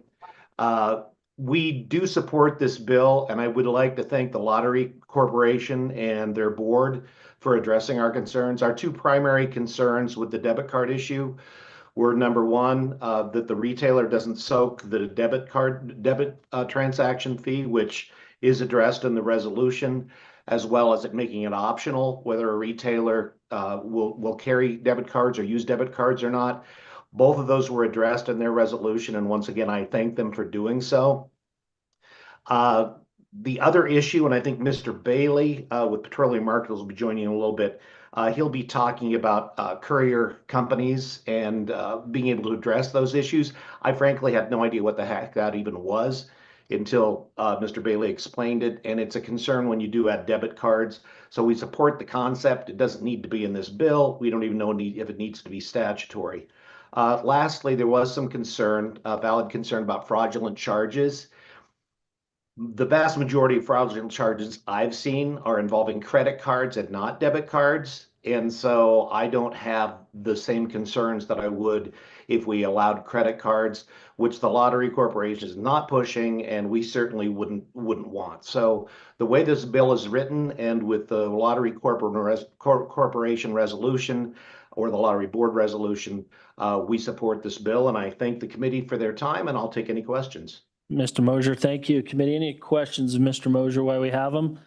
We understand why you wanted to stay far away after your meeting today with the distributors. Committee, any questions of Mr. Mosier? Mr. Mosier, thank you so much. And I do believe we have a few more online, so we can slowly let them in. Folks online, just go ahead and unmute yourselves, and for the committee, introduce yourselves and tell us who you're representing. Good morning, committee. Good afternoon, committee, Mr. Chairman. My name is Greer Bailey. I serve as the Executive Director of Wyoming Petroleum Marketers, Wyoming Convenience Store Association. I'm sorry I can't be there today. I wanted to thank Ms. Defoe, Mr. Kaufman for their conversations last couple of weeks. Really appreciate the lottery's commitment to not allow credit cards. We don't think gambling on credit is the right path forward for Wyoming, even though there's lots of states that allow it. We also appreciate the commitment to cover debit fees, interchange rates on all businesses for credit and debit transactions continue to be a pretty significant cost that continues to be increased by our friends in the financial industry. So wanted to acknowledge that and thank the lottery for that. Most importantly, though, today I wanted to talk a little bit about couriers. When you allow debit cards, that kind of gets you into the electronic payments network. And in lots of states, convenience stores are seeing that these app-based payment networks and these app-based payment providers basically work similar to like an Uber Eats type of company, where a third-party service provider works with a licensed lottery retailer and allows purchases of, in this case, Wyoming Lottery products. And then that retailer then prints out that ticket, uploads it to a payment app, and then that customer could then participate in the lottery in that way. We're not necessarily saying that's a bad idea, but we think that there needs to be a great deal more of due diligence before that type of mechanism would be authorized either by the legislature or the Lottery Commission. So to that end, and per the letter that our friend Jonathan Downing provided, we would want to put in essentially a a barrier or a safeguard, either through statute or through the Lottery Commission, that either required authorized lottery retailers to have a certain percentage of non-lottery sales in order to keep these app-based retailers from participating without a lot more conversation and due diligence, or a simple prohibition on app-based lottery sales, so that brick and mortar retailers who have been a partner with Director Klontz and the lottery for these last years continue to reap the reciprocal benefit of trying to help grow this important benefit for Wyoming. So that would kind of be the extent of my comments at this time, but I know that in the past, under our previous director, Mark Larson, we had a much different position when it came to debit card sales, but we do recognize that more and more people don't carry cash, and I think industry has to evolve, and want to thank the lottery for their partnership. So thank you, sir. Thank you, Mr. Bailey. Any questions of the testimony committee? Any questions? Okay, not seeing any. Thank you. Anyone else online, Alice? Anyone else in the room? Okay, with that, I'm going to close public comment on 26 LSO 0122. Committee, what is your pleasure? The bill has been moved by Senator Schuler. Do I have a second? Representative Campbell seconded that. For your information also. Committee, we can certainly start by working the bill. I recognize the last comments are complicated for a simple little bill that we're working, and think that if there is direction we need to change statutorily, or if they can do it through rulemaking that we already authorized them for, we can potentially, I'm getting some nods, address the concern, or at least further discuss that concern. I also think that, I think Senator Jones had a really good question. I think if we do advance this, we can have a further discussion on the complications between plastic and where the money's coming from, and recognize that some of those debit cards can be linked to different credit type accounts. So with that, the bill's been moved. Any discussion, any amendments? We'll start on page 1. Representative Provenza, please. Thank you, Mr. Chairman. I guess I just want to go back to that question. Maybe we should have kept that gentleman longer, but did I understand correctly that this bill then would allow people to use an app to buy lottery tickets on their phones? Or am I wearing a tinfoil hat? I'm getting some no's at it. If you folks want to come back up, please. Yep. I mean, this is certainly out of my purview, and Representative Provenza as well. But I think it'd be worth clarifying. I also think that we did get some information emailed about this late yesterday. And I think if, Mr. Kaufman, please, if you want to answer that great question, please do. Mr. Chairman, thank you very much. Just really quickly to maybe help the committee understand the context of that conversation. So there are a number of businesses that have popped up all over the world, actually, and they become known as courier services. And what they do is they go to a jurisdiction that offers lottery, they buy mass lottery tickets, and then they go to a jurisdiction that doesn't have lottery and they resell them. And years ago, actually, right after the Wyoming Lottery was first formed, interestingly, we were approached by a company out of Australia, because Australia didn't have, and they wanted to mass buy lottery tickets from the state of Wyoming and go resell them. Specifically, they liked the odds, right? Because Cowboy Draw, for example, is one of the best odds games for lottery games, just because of our low population, and it's an in-state game.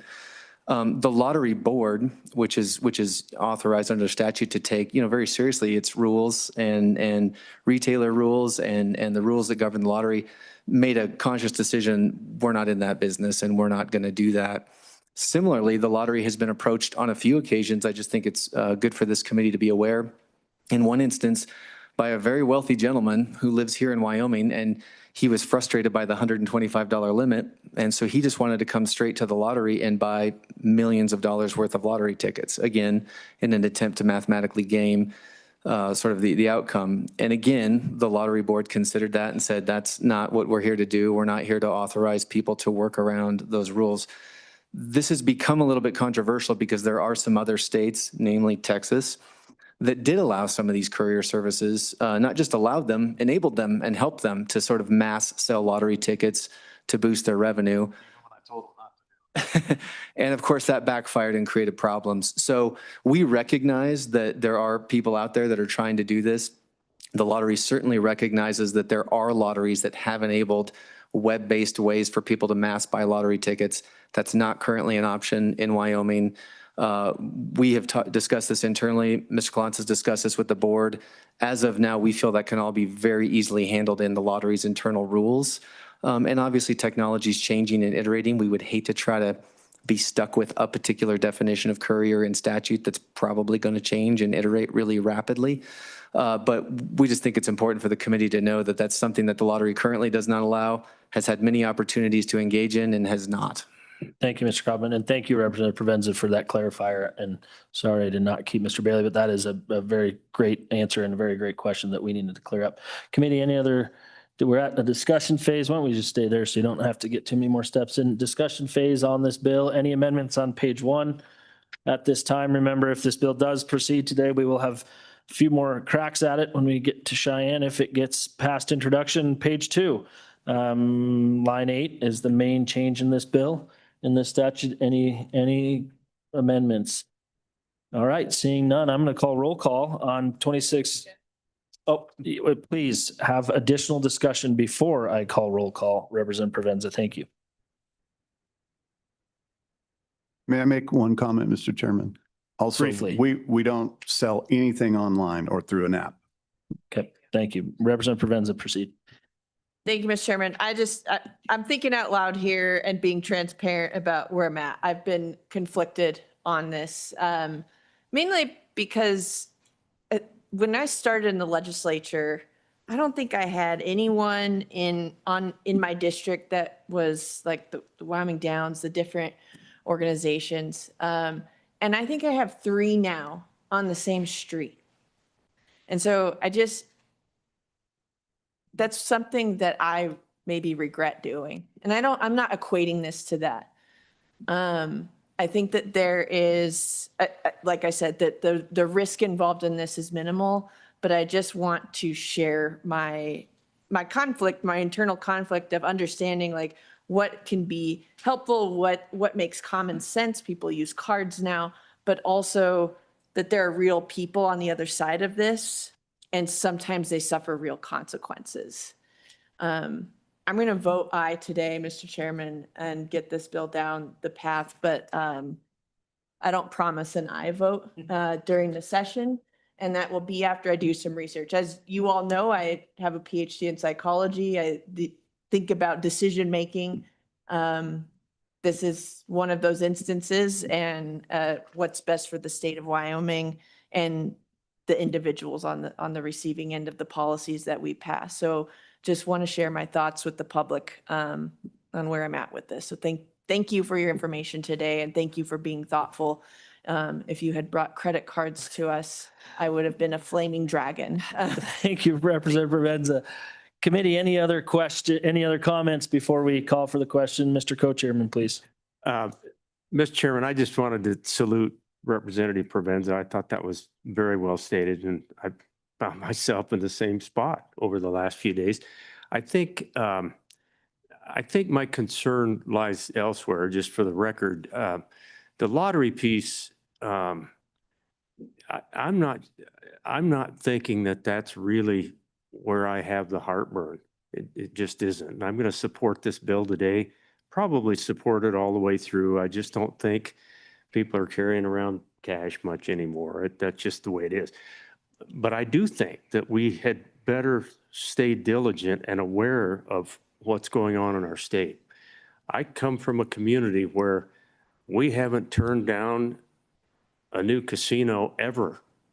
And some of our favorite old watering holes are no longer that. They are slot machine parlors. And I received a call not long ago from one of our dentists in town who said, you know, Bill, I just wanted you to be aware.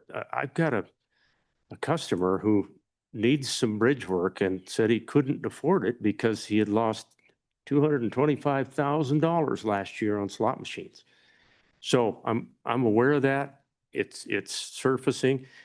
I go all the way back to the first time we approved a slot machine to support live horse racing. And I thought, you know, that's not so bad. I don't mean to wander around. I'm just saying that this whole area of gambling in Wyoming is, it's becoming more prominent on the radar screen. Not just for policymakers, but I think for all of us. And we need to keep that in the back of our mind. I think this is a good bill and will probably be all right for the state of Wyoming and for folks. So Thank you, Mr. Co-Chairman. Anyone else on the committee? I'll go ahead and wrap it up before we call for roll call. I mean, I also participated in a business that not long ago didn't like to take debit cards because of the fees associated, and we preferred cash or check. But yeah, it's a thing of the past, and it's hard to contemplate. And I do feel for those that are running over the ATM and then getting charged another $3 when they get a $20 bill outside. So out of that ATM. So I see this solving a number of issues. One item that has come up committee is there's a safety concern, and we've tried to not talk about it. But when these jackpots get higher and higher and higher, there's a lot of cash being transacted at these convenience stores. And I think this will also afford an opportunity to add another safety measure for those clerks in rural Wyoming that are have lines out the door when some of these jackpots get higher and higher and winnings and get higher and higher. So with that, I'm going to support the bill certainly today. I think we have a few questions that we have tasked our friends with. And with that, I will call a roll call vote on 26 LSO 0122. Senator Boner, Excused. Senator Hicks, Excused. Senator Jones, Senator Schuler, Representative Campbell, Aye. Representative Connolly, Representative Harshman, Representative Jarvis, Aye. Representative Provenza, Aye. Representative Storer, Aye. Representative Thayer, Aye. Representative Wharf, Aye. Co-Chairman Landon, Aye. Chairman Byron. Aye. Mr. Chairman, we have 12 ayes, 2 excused. Thank you for that. Thank you all for spending your day with us as we got here. We are now at 3:11. We're running 11 minutes behind, and I want to go ahead and open it up for general public comment on TRW topics. I know we have potentially some in the room. Please step up. Let's be concise in these comments. There's some really important ones coming, I think, and certainly if no one's in the room, we can, Michael, why don't you come up and do we have anyone online right now? Let's go ahead and admit as you wish. And with that, as you admit them, please, Mr. Cusack, go ahead and introduce yourself and tee this up for us. Good afternoon, committee. Michael Cusick, Wyoming Pathways. Nice to see you all. Just here to make a connection to some folks I've talked about over the year with our trails bill that you passed a couple meetings ago. I've been working with the community of Lovell, Wyoming, and they've been the most ingenuity-based, problem-solving people I've ever worked with in Wyoming. That's not an exaggeration. They raised their own money to pay for a trail plan. A professionally built trail plan that was over $20,000. I've never seen that before. These guys are motivated and they wanted to have a chance to comment on what this would mean for their community up in the basin if they could get a trail system planned and built out. There's also a business owner joining us. So let me tee the ball up for City Manager Jed Nabel and construction company owner Stacy Bear from Lovell.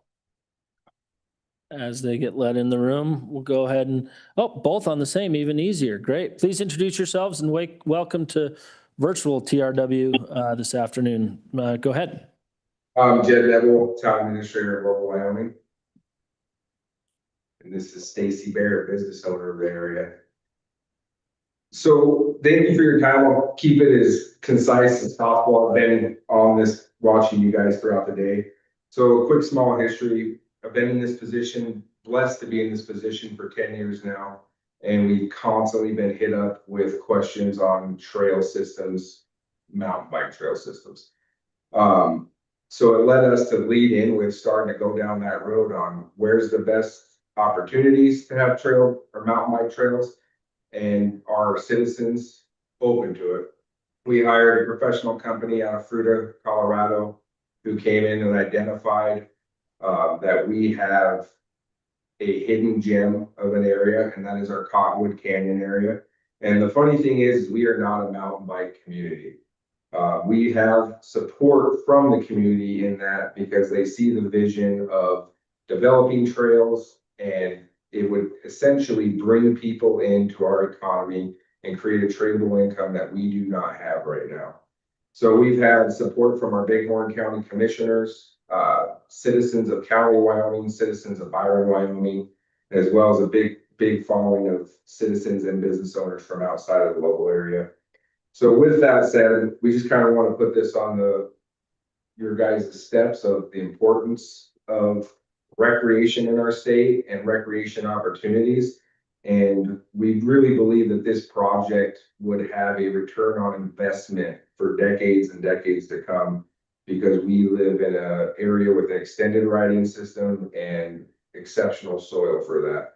So with that, one of our investors, in the town of Lovell is Stacy Baird here, and I hand it over to her for any comments that she has.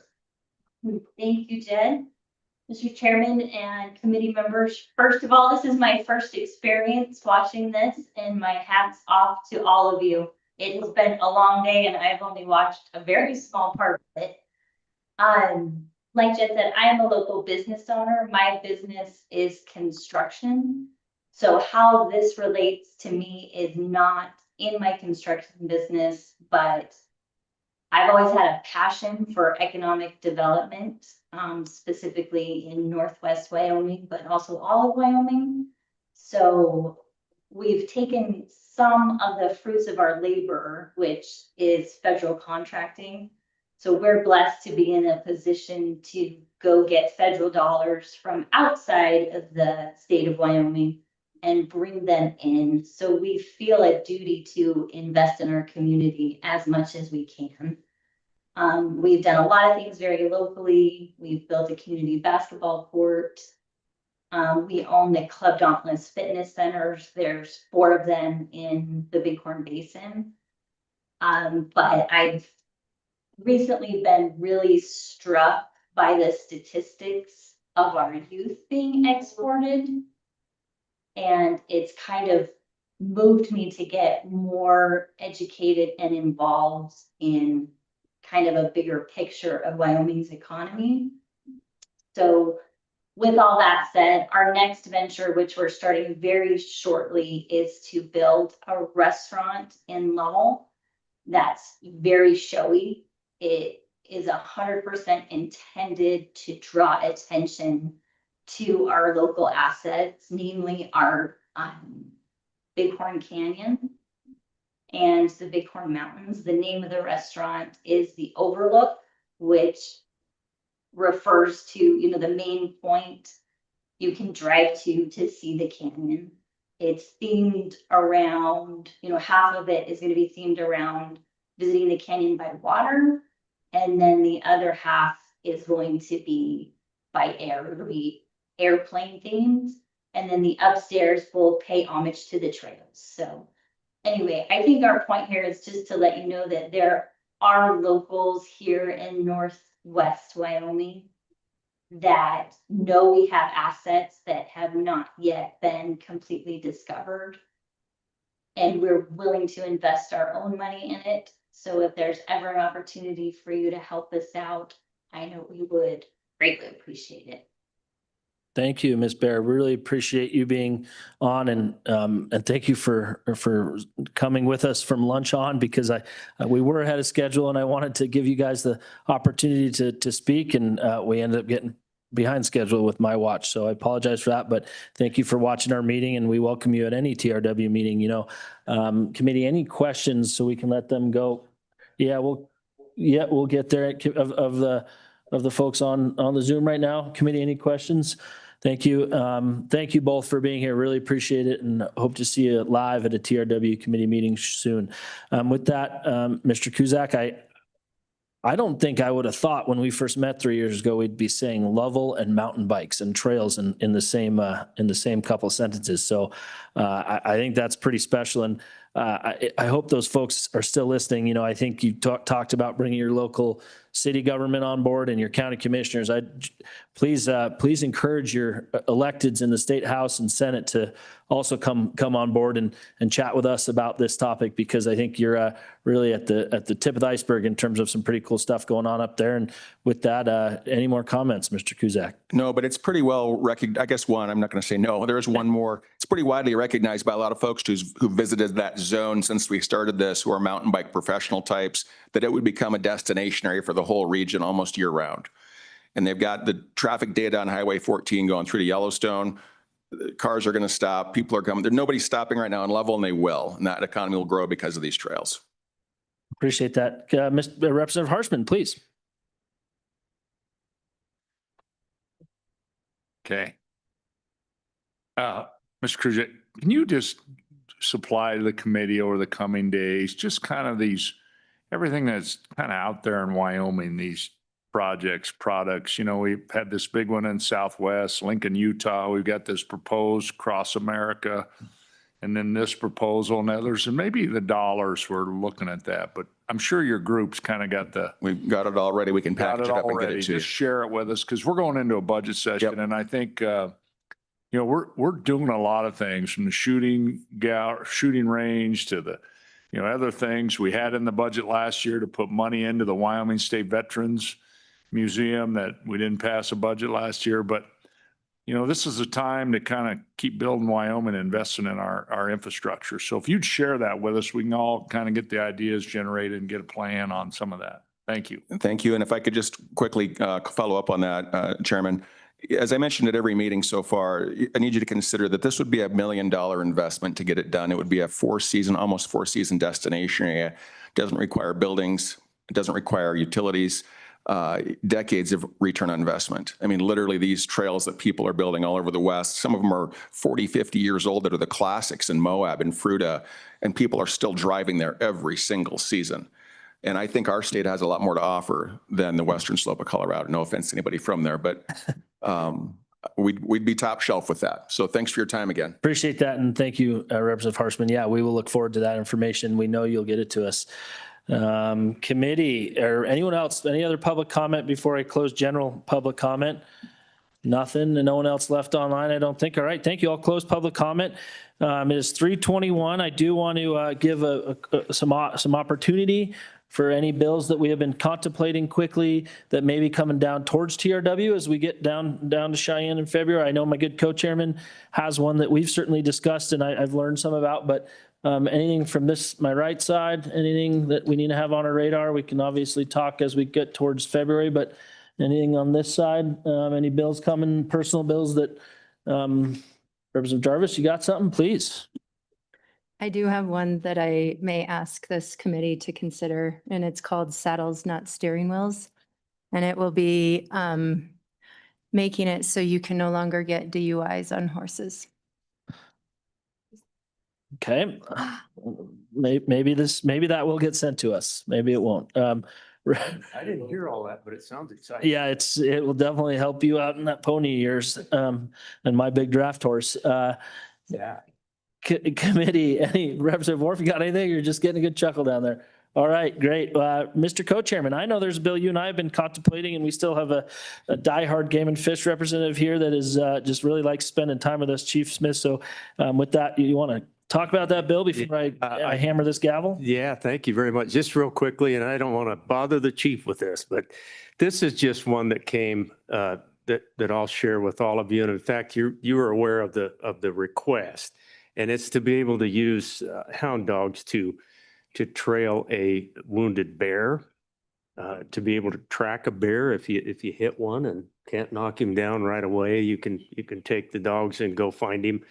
So we just went ahead and drafted that up and wanted to make you aware that may be around during the session. The other one that I think might be of interest to several of you who have worked in this policy area, and that is state lands and giving an option to communities and counties to make a designation on a state land property other than simply having it go straight to the slib board with something like a gravel pit. I've worked with the governor's office on this one. I'd love to send it to all of you so that you can get a look at it. I think it's an important bill that maybe we can stand up a different avenue of generating revenue off that state land, but not use it in a detrimental way with respect to a community's wishes, for example. So there's those two bills, and they'll be around during the session, Mr. Chairman. Thank you, Mr. Co-Chairman. Representative Provenza, please. You got a bill idea or you just got a comment? Thank you, Mr. Chairman. I don't have a bill idea quite yet, but I did want to say I'm going to the Sportsman's Caucus in Memphis this year. And so I might come back with a whole slew of ideas for sportsmen. Can I come with In you to case that? anybody wants to talk to Hunter. Can you today. bring us some swag? That'd be great. Maybe. And I look forward to passing our corner crossing bill, Mr. Chairman. By the way, Mr. Chairman, thanks to the committee. It's been a great ride. I've really enjoyed the interim and you've done a great job, Mr. Co-Chairman. We've learned a lot.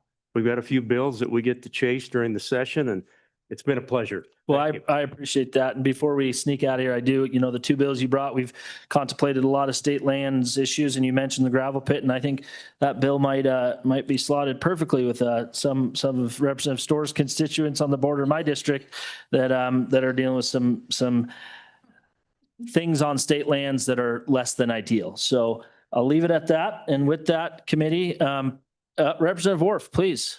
Yeah, Mr. Chairman, this bill that we had in our packet, I believe one of the reasons that we have a good representative still hanging out was because he thought we would be talking about this black bear bill. And I guess if the committee's willing to, I would say let's hear the bill. We are not going to hear the bill. That bill is going to be a privately, individually sponsored bill. I think there's a lot of momentum with that bill. It was not on the agenda and Mr. Co-Chair, you and I have had a good opportunity to discuss this. I think there's a lot of momentum associated with it, but certainly, Representative Riggins, we're going to sneak out of here. So, I think there's a lot of good momentum with this bill right now, and it's certainly not something I'm getting necessarily behind yet, but I think if you want to comment on it and invite the good representative up, but I think we're in good shape there. Thank you, Representative Warp. That was just for informational purposes. And the good representative from here in Mills has already indicated would love to take it on your side of the house when we get it down there. Has a lot of interest and some expertise in that area. So we will be bringing it. I'll get it out to all of you if any of you have any interest in it, and we'll go on from there. But thank you, Representative Riggins. I didn't realize you were still here. So, yeah. Yeah, appreciate that. And Representative Riggins, if you want to, as we send co-sponsors out, if you want to take first fiddle, I think there's a number of us that'd be happy to get behind you on that one and take second or third fiddle on that bill. So anything else before I gavel? Right, everyone, get your reimbursement forms into me or the good co-chair. And with that, have a safe drive home and we will see everyone hopefully before, but if not in February. We're adjourned. Thank you, Coach.